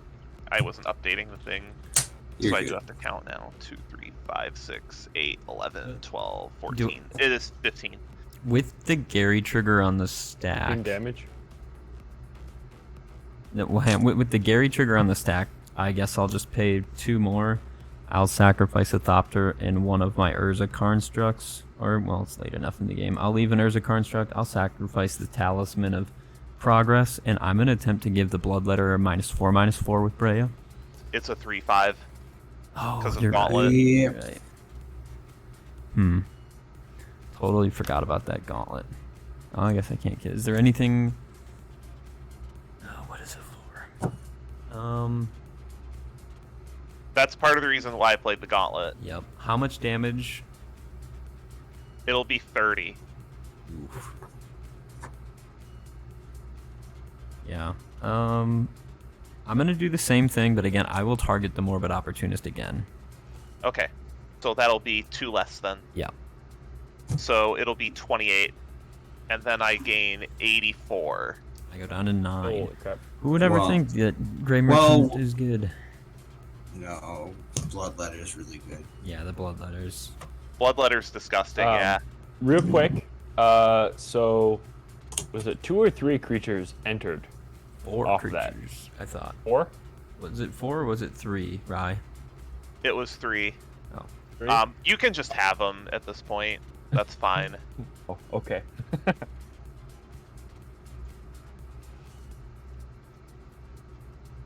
But yeah, Sounds good. it's 28 per person. Yep. Okay. So Magic Man's dead. So anything in your incept? Uh, Oh, that's okay. no, We don't. just that. Wow, Bloodletter. Just. Wow, Bloodletter's crazy in this deck. Holy cow. Oh, I have to discard a bunch of cards. I'm gonna discard this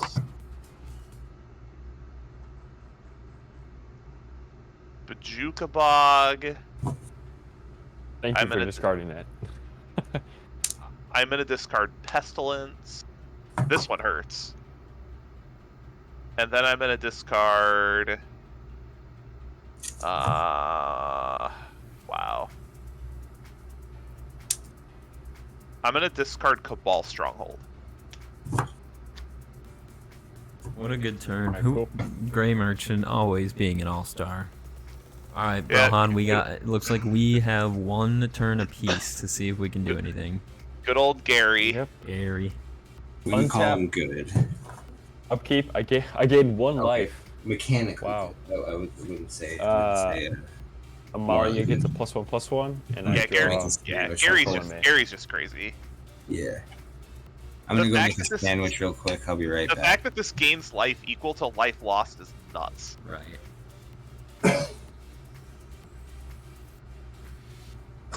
So with the Bloodletter, it doubles the life gain too. Yep.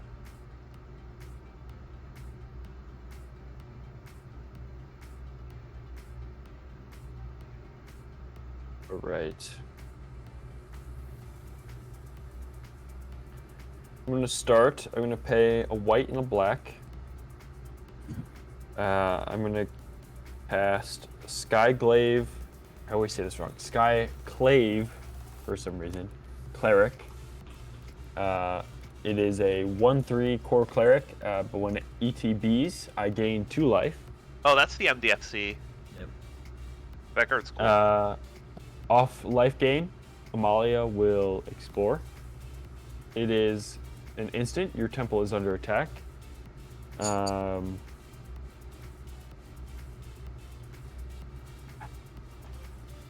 Not gonna be able to draw this. I will send it to the graveyard regardless. She gets a +1/+1.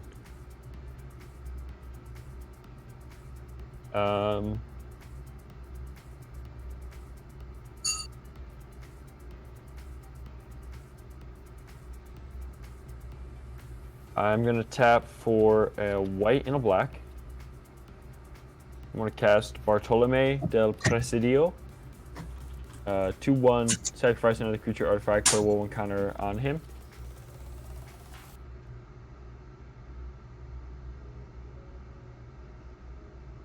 You have a sack outlet. He is a sack outlet. Yep, that's why I said you have a sack outlet. Mm-hmm. Yep. Oh, sorry. I perceived that as a question. My bad. Part of me wishes I didn't sack that and ETB gain life thing, because that would have been very useful.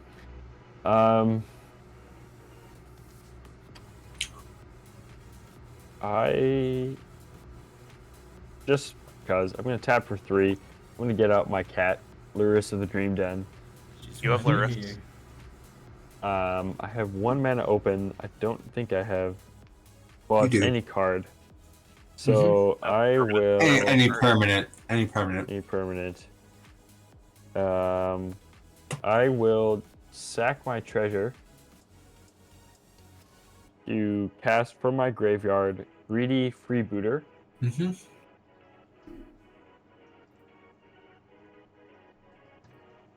I will sack him immediately. I will. Oh, right, my thing is gone. You make a treasure and scry 1, and then this guy Bartolome will get a +1/+1. I'm gonna put that on the bottom of my library.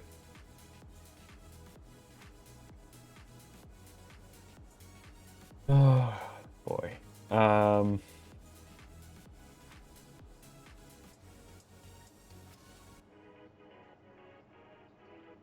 That's all I can do with that. I will move to combat. I will send Sarah's Ascendant, a 6/6 flyer with lifelink. It is At not a Raikou. 6/6 flyer. Not anymore. Oh, okay, sorry. I might have missed something. What is... Is your life total? Your life total, mate. You are at Oh! 6. You're right. Thank you. Yeah. Yep. It was, That is not the a whole 6/6 game. flyer. You are The at whole 6. game, I got that +5/+5, so I apologize. Yep, you are at 6. So she just has lifelink. That's depressing. No worries.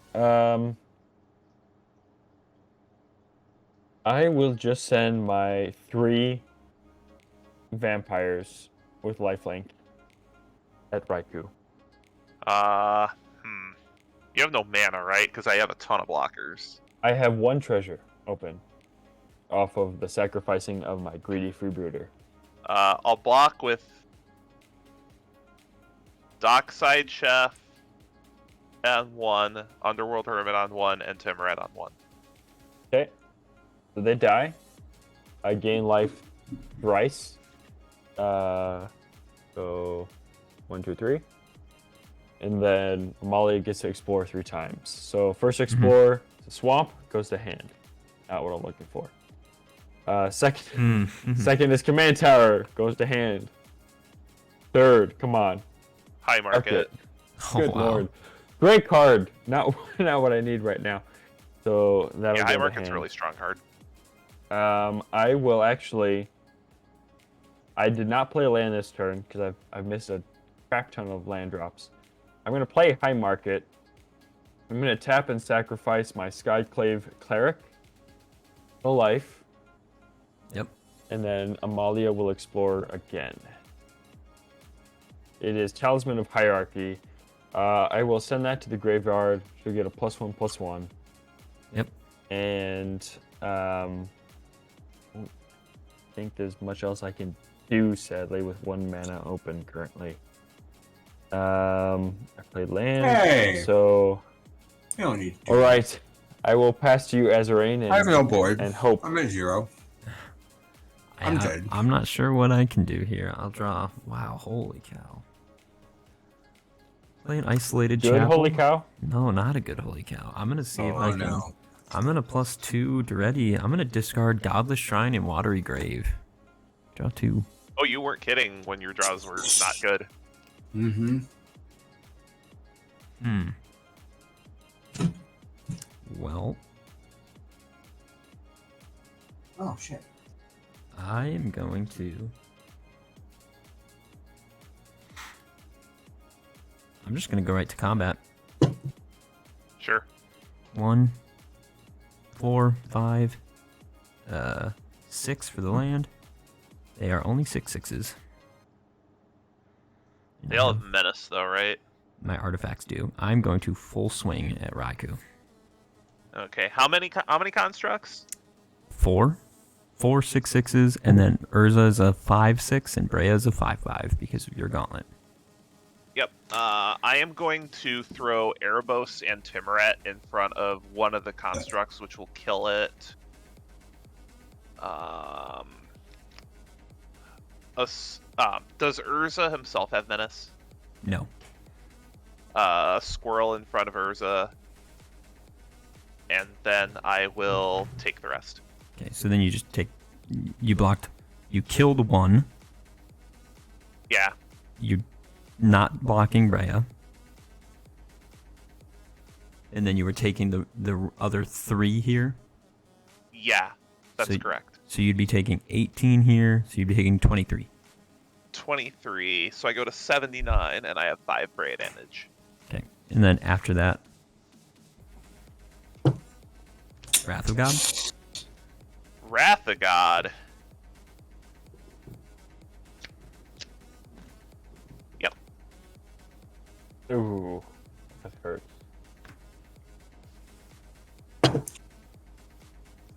Then, for my super secret move, I did My not cat use is a Tezzeret's cat. ability. I will -8 Tezzeret, bring him to 1. I'm going to exile the top 10 cards of my library and put all artifacts on the battlefield.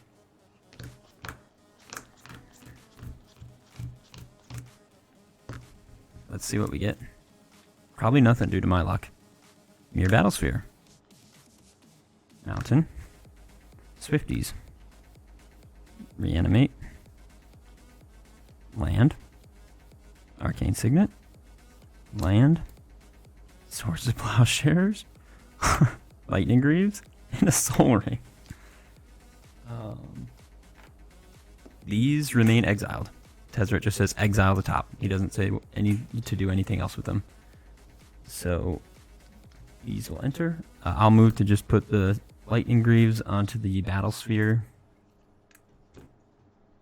I'm going to make 4 1/1 Mirror.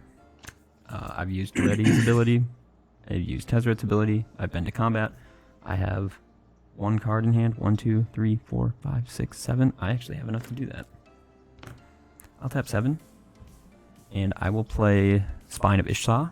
I will blow up the Gauntlet of Power. And then I will pass. Card for turn. I do have a base. Yeah, I have a basic swamp. Omega So in chat saying that ultimate was not particularly helpful, and you are correct. It was not the best. So this is 8. Got a lot of mana. 8 from the coffers. And everybody's shields down, right? Shields I down. believe so. 9, 10, 11, 12, 13. Exsanguinate for 11? Oh no! Oh no.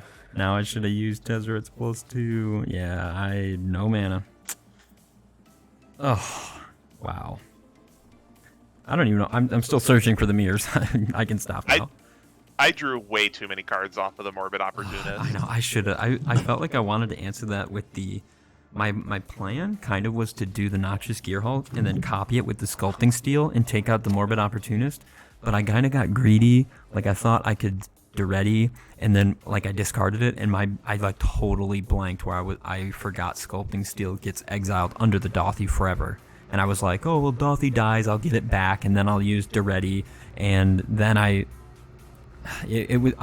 my plan to destroy that Morbid Opportunist, I took it out twice with Breya, just never really materialized. It was so late, and I drew with 2 Duretti draws. I drew 4 lands.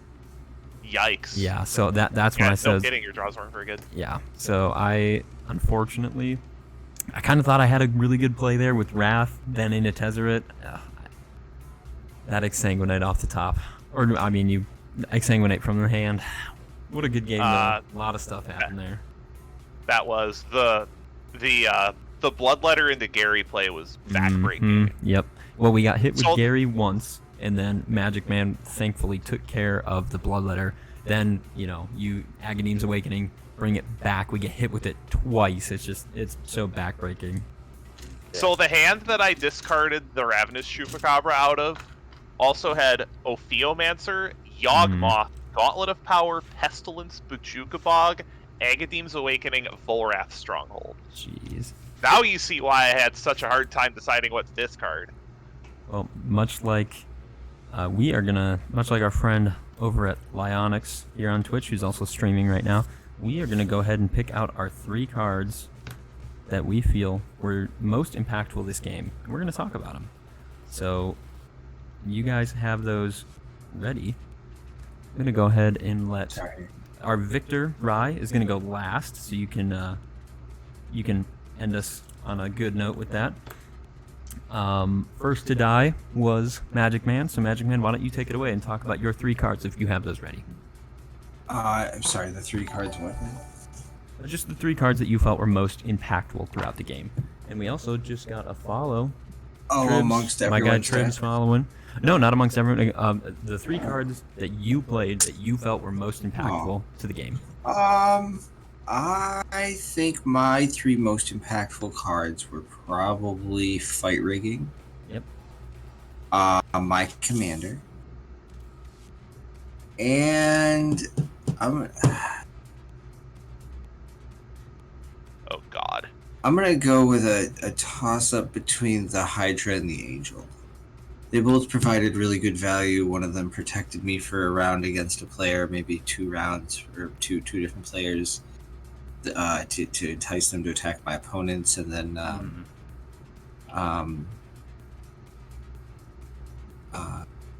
the I guess honorable mentions to the Voldarian Thrill Seeker to save us off from dying all for a turn. Maybe Voldarian Thrill Seeker is single-handedly the most impactful card because it did prevent us all from dying. Oh yeah, I would. I think that the Fire but, Angel was helpful because it encouraged us to attack Right. each other. And Yeah, those, that's what I was thinking. Yeah. those are always fun cards to put in your deck that just kind of they speed the game along with some card draw. And they also and encourage, aggro. Yeah. yeah. I would agree with all of your choices. Yeah, thanks. It was an okay showing of the deck. I wish I'd have drawn maybe a few more +1 countering effects. Yeah, I had Heroic Intervention in a hand most of the game to try to protect against Right. Amalia or your Wrath of God, which I was actually hoping would come sooner. Yeah. I don't know how long you were holding that. Oh, I had just drawn it that turn when I I figured if you had had it earlier, you'd have cast it earlier just to slow down Gary killing us. I drew 3 lands that turn. I drew Isolated Chapel, and then I had the 2 lands in my hand, so I played Isolated Chapel, and I used Duretti to discard and draw. So. Right. Yep. Checks out. Well, But yeah, thanks. Thank you, man. Thanks for letting me play and give my 2 cents on my. No problem. Thank you for joining tonight, and we will just keep Are going. we? I was gonna say, are we jamming another one? I don't believe so. I think we're just gonna stick with one for tonight, and That's okay with me. but If we get an earlier start, then maybe. yeah, Sure. I like to try and stream at least 2 days a week, at least Monday and Wednesday. Friday, Okay. if I'm feeling it, if I have time. So I like to stream a lot. So if you're in my Discord and I'm ever like, hey, who wants to stream this week? Feel free to reach out. I like to switch it up and just kind of keep the people switched. So we don't have like one person on 3 days a week, but just keep an eye out for that. I'd love to have people in chat. If you're looking to do that, you can go ahead and find my Discord in my bio, and you can join. You can figure out how to get on a live stream yourself. And with that being said, I think we'll move on to Brohan. You can talk about your 3 cards if you'd like. Yeah, of course. First off, congrats Raikou to the win. That was very well played. Some nutty synergies there. Really cool to see. That said, apart from my commander, obviously she's the center point of this deck, so everything is kind of built around her, which is more or less rare for most of my decks. But that said, probably for sure the best card that synergized with her this game, not that one, was Impassioned Orator. Just the fact that whenever I played a creature, which this deck is pretty heavy in, I gain a life, triggering her Explore. It was just very useful. I probably shouldn't have even sacked it for that card draw, to be honest, because the life gain is nice, but really just being able to cycle, either get lands to play or just out of my library, or just to get her the counters off anything that isn't a land, is invaluable. So cards like these are great in this deck, and I was thankful to have this in my opening hand to really start getting things going, getting that exploring happening, to either get lands or the cards I need out of my library. So I was very thankful to not only get to play that card, but to have that in my starting hand. Second off, which was spoiled, Sarah Ascendant. Everybody knows this is a phenomenal card in Commander because you start at 40 life and it triggers off 30 or more. So I was also thankful to have this card early on when I had 40 or more life. And just to have a flyer with lifelink that's also 6/6, hard to kill, that was invaluable once again to getting me some life to sustain myself, as well as triggering for Amalia. Third place, I kind of have an amalgamation of 3 honorary members. So that being Selfless Spirit, Mages to the Balance, and Dalthi. While they didn't really do much, if anything at all, they very much served as a threat towards removal. So all 3 of these cards didn't actually get to trigger, except for Selfless Spirit, though rather meaninglessly, I might add. But these 3 cards all kind of protected everything else on my deck, if not the board, by just posing as threats. And they very much helped kind of, I think, keep Amalia alive a little bit longer, as well as some of my other useful things like Sarah Ascendant. Removal was used on these guys rather than on this card or this card, which were kind of channeling my deck, making it work. So Right. these three get a little bit of a joined shout out as the third spot of importance. So once again, thank you again, though, Azrain, for having me. It was a blast getting to play with the three of you tonight. You as well, Magic Man.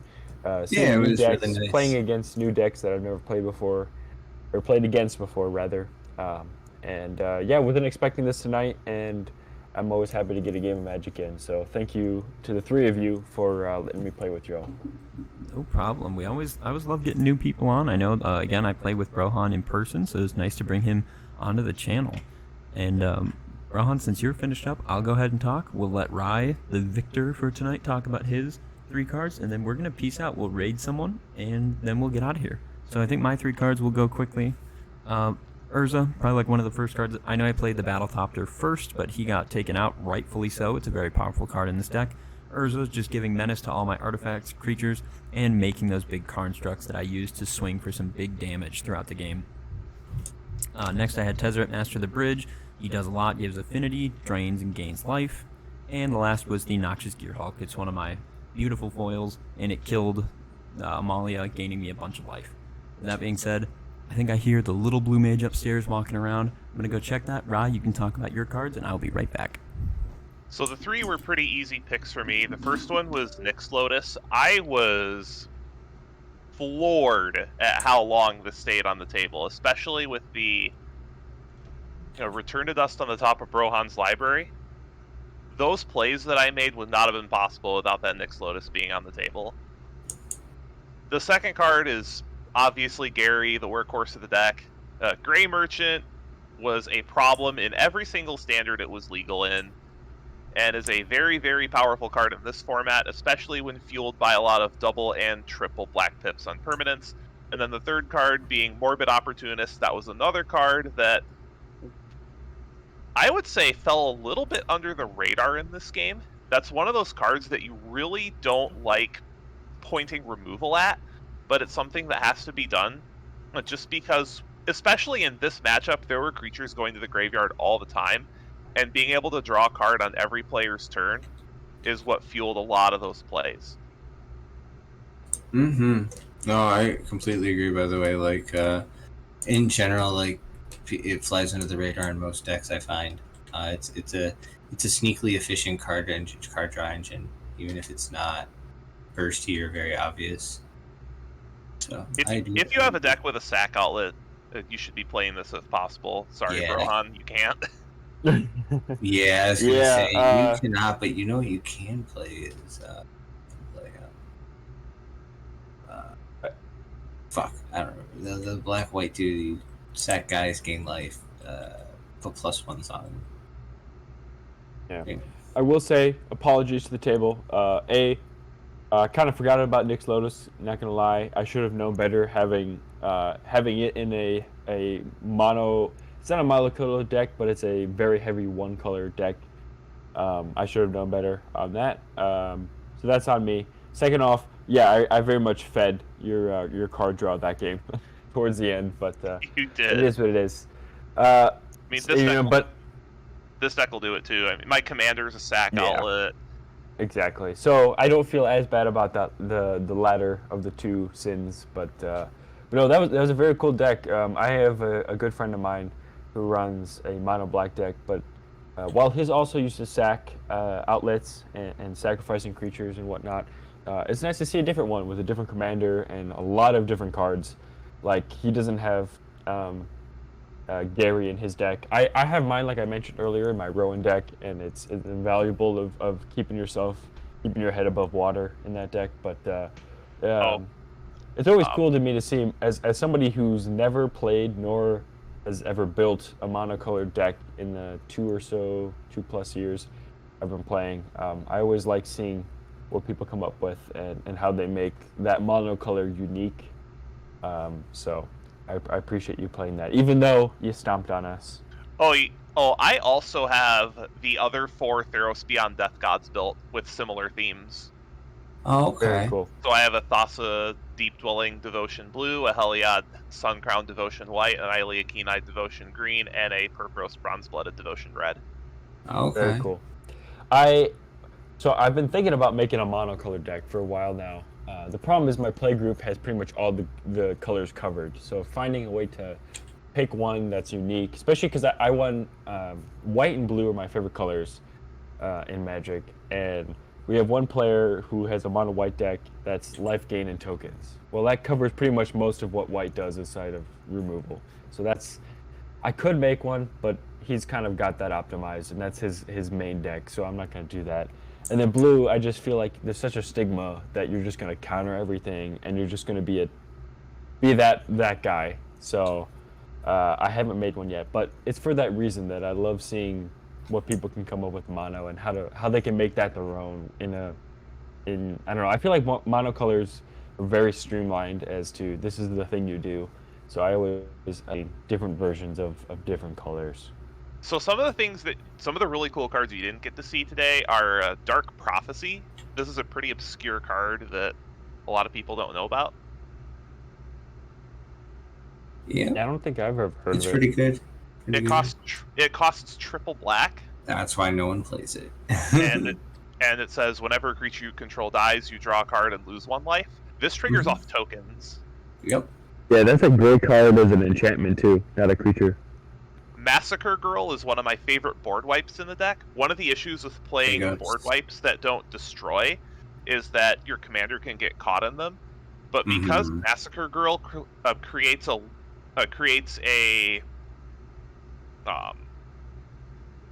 has a lingering effect that creates triggered abilities. Every time Massacre Girl triggers and resolves, your devotion is going to drop, and it usually gets Erebos out of the way. Very cool. And another card that I have not seen played in any other deck in Commander, this deck, believe it or not, plays Grief. Oh yeah, yeah. You can do really cool things with Grief in this deck. You can pitch cast Grief, and then before you have to sack it to evoke, you can sack it to Erebos to draw a card. Yeah. Yeah, it's pretty Very efficient. Cool. It's pretty efficient. It's a single target, so it's. Yeah, it is, and discard usually is not good in this format, Right. but you would be surprised how many annoying things you can snipe out of people's hands with this. That's fair, I suppose. Of course, there's a Grave Pact in here. Why wouldn't there be? No, is there a Grave Pact Plus? You got Dictate? Dictate? I don't have room for both. Gotcha. You just prefer to play the other, it's more casual play. The reason why I'm playing Grave Pact is the triple black. Oh, Yeah. okay, that too. Okay. If I were to put Dictate of Erebos in here, there's a very short list of cards that I would be cutting, and one of them, believe it or not, would be Twilight Prophet. Oh, interesting. I love Twilight Prophet. That's a I fun do too. feature. I do too, but this card doesn't pull as much weight in this deck as you would think. Makes sense. I mean, you have a lot of other reasonably good or pretty good cards. And my curve actually isn't that high. Right. I mean, Gary's got to be near the top, right? Yeah. Like what things do I play in this deck that are over 5? It's not many. I have other than X-Spell there. I have Kakusho, I have Massacre Worm, I have Virtue of Pestilence, or Virtue of Persistence, which is really Virtue of Persistence awesome. is really strong. What other expensive things do I have in here? Meat Hook is an X spell. Yeah. I have Liliana. Oh, Dreadhorde General, or yeah, Liliana Dreadhorde General. Oh, probably my favorite finisher in this deck is Abhorrent Overlord. That's a cool one. I love Abhorrent Overlord. I've played him in a few decks, and he's done okay for me. But he's obviously an all-star in your deck. Like in this deck, he's making like 10 plus. Oh, it's great. Yeah. Yeah. Because do you play Woe Strider? I do not play Woe Strider. It just didn't make the cut. The problem with Woe Strider is it is 1 black pip, but I might try Woe Strider over Varragoth Bloodsky Sire. This card is really good too. Varragoth is very strong. Yeah, this card's really good too, but I'm finding myself not having windows to attack too often because of how defensive this deck is. Do you have any kind of like minor like tribal theme that happens to be running through it, like humans or like vampires or something? No, nothing that really cohesive. Okay. No, I'm playing. You could run Cover of Darkness. I have Cover of Darkness in all of my black tribal decks. It is an absurd card that desperately needs a reprint. Have you seen how expensive that card is? No, but it's probably right up there with like when Polluted Bonds was like never printed and then was like a $20 card at one point for no reason. Oh, I paid $40 for mine. For your Polluted Bonds? No, for Cover of Darkness. Oh, for Cover of Darkness, yeah. So Cover of Darkness. There's another. What's the one that gives them all like menace or fear or something? Cover of Darkness is $60. Good Lord alive! I mean, it's a great fucking card, but damn. It's had one printing that's 23. That's 21 years old. Yeah, that tracks. And I wouldn't be surprised if it doesn't get reprinted for a very long time, if ever, just because fear is a keyword that just doesn't really get used anymore. It doesn't. They've transitioned it mostly to menace and intimidate. Intimidate's been phased out too. Has it really? Oh, that's tragic. Intimidate's actually a good keyword. Another card that I would like to see catch on more is Manascape Refractor. Yes. Picked up Refractor? Manascape Refractor. I picked up a bunch of these for like $, and people don't realize how good this card is. That's the one that's like 5. It's got the big crystal on the picture, right? It doesn't cost 5 mana, but it's got like an activated ability for like 5 mana. Manascape Refractor is 3. It's a 3 mana enters tapped mana stone that has all activated abilities of all lands on the battlefield. Yeah, that's it. Yep. And then they made the new one that's all the lands in graveyards. So you have things like Safe House, Mirror and Safe House. Gotcha. So this copies things like Nykthos's, Nykthos's Cabal Coffers. Actually, you can't copy Cabal Coffers. It's a mana ability. It has all activated abilities of all lands on the battlefield. Oh, in that sense, yeah. I see what you mean by copy. Yeah. It just is another instance of it. So something funny that's not related to this deck, you can copy mana abilities. It's just difficult. You just can't target mana abilities. No, you specifically. Well, okay, if you have, that's true. But like, you can't really copy mana abilities because they don't use the stack. There's no like mana abilities. If you have things that generate mana that aren't mana abilities, you like Cloth's attack trigger or a number of other things. I looked all this up when I got these a little confused back when I was building Raga Draga because I was trying to cheese in like things with mana abilities, right? And I looked up the rules for what constitutes a mana ability. But then it's not always what it looks like. I'm getting it mixed up with Roaming Throne. Roaming Throne is insane, but yeah, that's different. Roaming Throne actually works with triggered mana abilities. I found that out. Really? That's interesting. So, Nikia of the Old Ways is one of the decks that I play pretty routinely on Lion's channel. It is a deck that plays it's called Oops All Creatures. Yeah, it's Primal Surge deck. No Primal Surge. No non-creature spell. 0 non-creature spells. Interesting. That's the gimmick. That's the gimmick of the deck, is 0 non-creature spells. That's kind of cool. Okay. And Roaming Throne will actually double Nikia's triggered mana ability. Okay.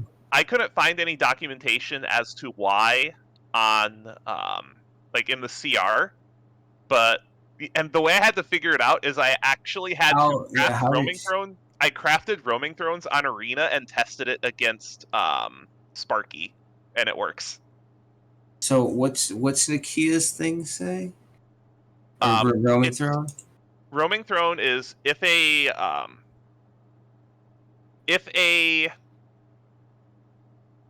triggered ability you control of the chosen type triggers, that ability triggers an additional time.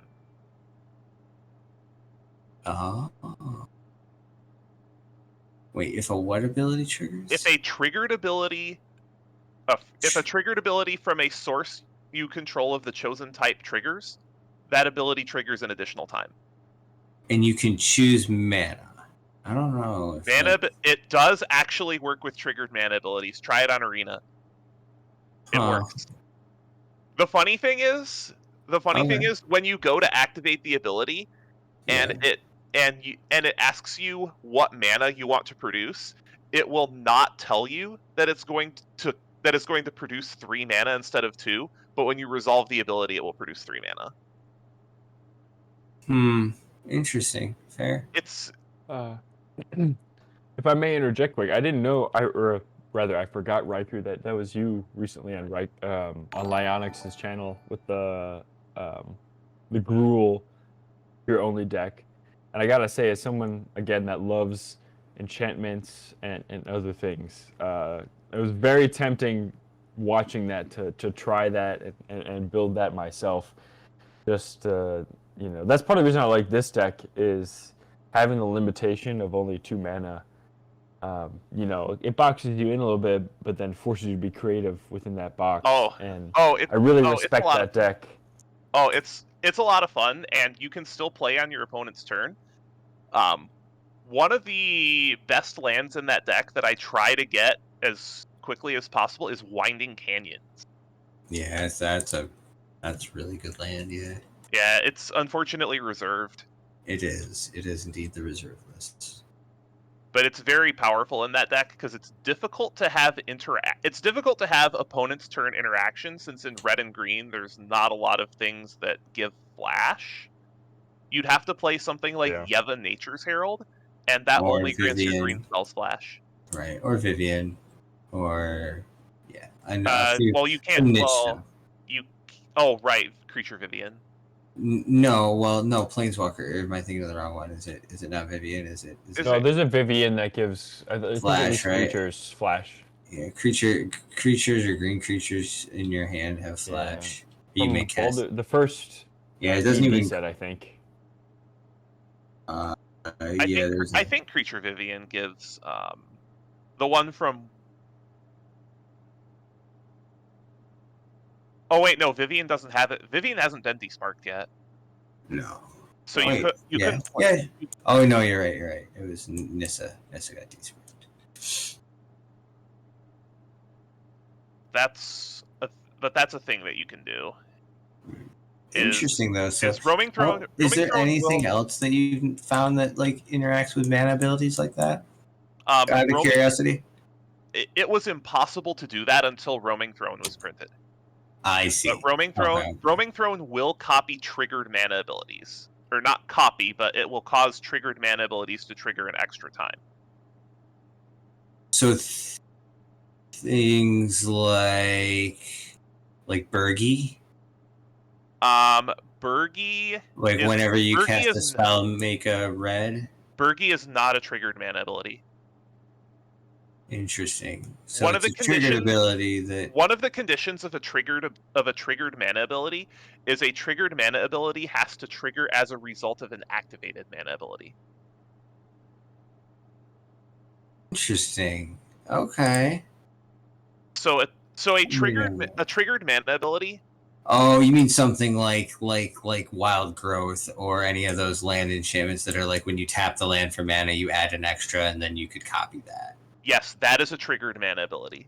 Okay. So say right, or Hulking Raptor from Hulking Raptor from the new set, that is not a triggered mana ability. No, it's just a mana ability.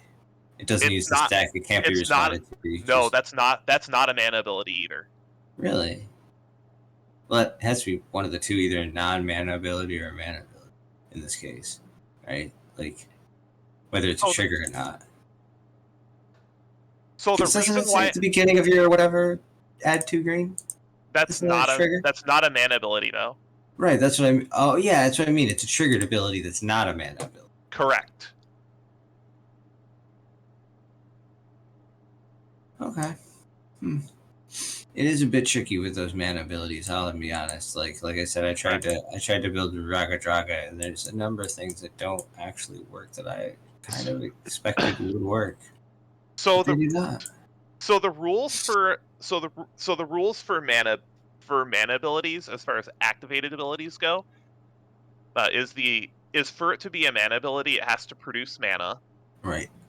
It has to not have a target. It can't target, and it can't be a loyalty ability. And then triggered mana abilities have that special rule that a triggered ability is considered a mana ability if it meets the other requirements for a Mana ability. for a mana ability, Right, and so it it doesn't triggers target. as a result of it triggers as a result of another mana ability. Okay. Yeah, triggered mana abilities are weird. Yeah, I mean they're 99% of the time not relevant in this particularly crunchy context. That's But, oh man, I miss. so then I'm gonna miss going to are all the judge things conferences. like Rada and shit, those aren't mana abilities either then. Correct. Right? Like when you attack, add blah blah blah, it doesn't empty. Correct. That's not a mana. That is not a mana ability. Okay. Yeah. Interesting. It's very. These are the kinds of discussions that. Oh, I've been playing this game a long time. I love these discussions. I very much enjoy them. This is why I miss judge conferences, because getting to talk to other judges about this stuff is fun. Just exploring the deep, dark corners of Magic's rules. Well, I read yesterday that there's a really convoluted way based in the comprehensive rules that you can. I forget if it's either. I think it's turn a spell into a permanent without like a special mechanic, for instance, like without something like Magar or whatever, but like a really convoluted interaction of cards and effects that you could use to, along with the way the rules work, force a spell to essentially become a permanent in some fashion. I forget exactly the thing. But it was really wild. It was like, I mean, it was like assembling Voltron times 2. Like you had to have like the perfect board state for it to happen. It's almost certainly never going to happen, but it could happen. One of my favorite weird rules interactions is: did you know that there is a way to create a permanent with no card types whatsoever? Yes. Yes. It is not worth doing, but you It can is do not. that. It is not, but it is hilarious that you can make a permanent with no card types. Yes, with no card types, but it will have super types. Correct. Yeah. Yep, that is a possibility. That is kind of funny and, cheeky for pulling it off. But yeah, it's not. It doesn't matter. You can use it'll do less. It'll do less for you, I guess. You can use it to save your stuff from targeted removal. I mean, you're not wrong, but unless it says destroy target permanent. Well, precisely, I know it. But even so, lol. It's funny for sure. It's just that is one of my favorite things to do with the Theros gods when people try to spot remove them while they're creatures. Is okay. It's like, okay, I'll sacrifice this triple black permanent. He's not a creature anymore. Right. Yeah. Yep. What was I gonna say? There's oh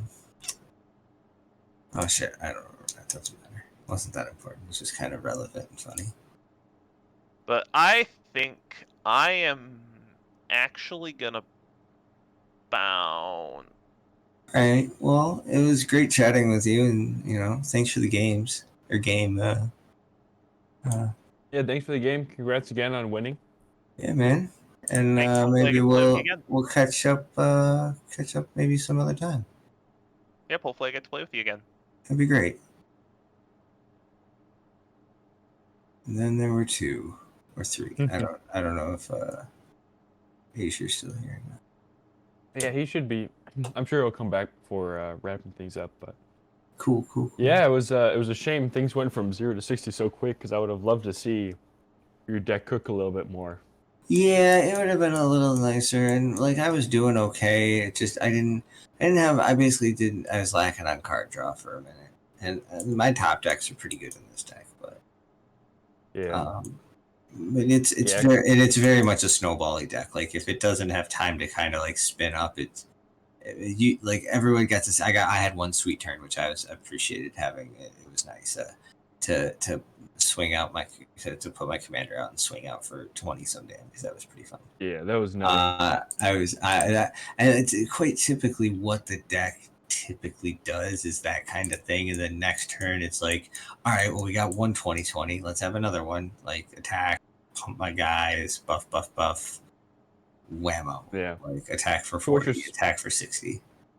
Yeah. So what you're saying is, if he hadn't, you would have gone 0 to 60 very quickly. Oh no, That's not what in I'm this, saying. not in this case. Not as Like, quick, but not as quick, just because like, I mean, in this, especially in this game, just because everyone had good blockers to get in my way. Like Azure had all the construct tokens, which are just which are great blockers against me because they just get generically large. You know, and therefore can get in the way of my guys. Like the one sort of thing is whoever I target with my commander is unblockable by weenies for the turn. So it's good there. Like you get around like zombies and tokens most of the time, and prevent like mass blocking. But if you just have like 1/7/7 or a 10/10, or you know if your commander had gotten up to near like board wipe state, like there's not too many things in my deck that really get bigger without a lot of work than like let's say what you saw was like a 20/20 or so. yeah. And there's very little like protection in my deck too. So like if I don't have like heroic intervention or like think there's an Akroma's Will in the deck to finish things off if the game gets a little boggy, there's not much else in there in the realm of like protect my board thing, right? So if I don't have them and somebody board wipes twice, I'm probably just toast in even a good game where I'm doing good stuff. So that's why I like the deck is pretty casual and pretty fun.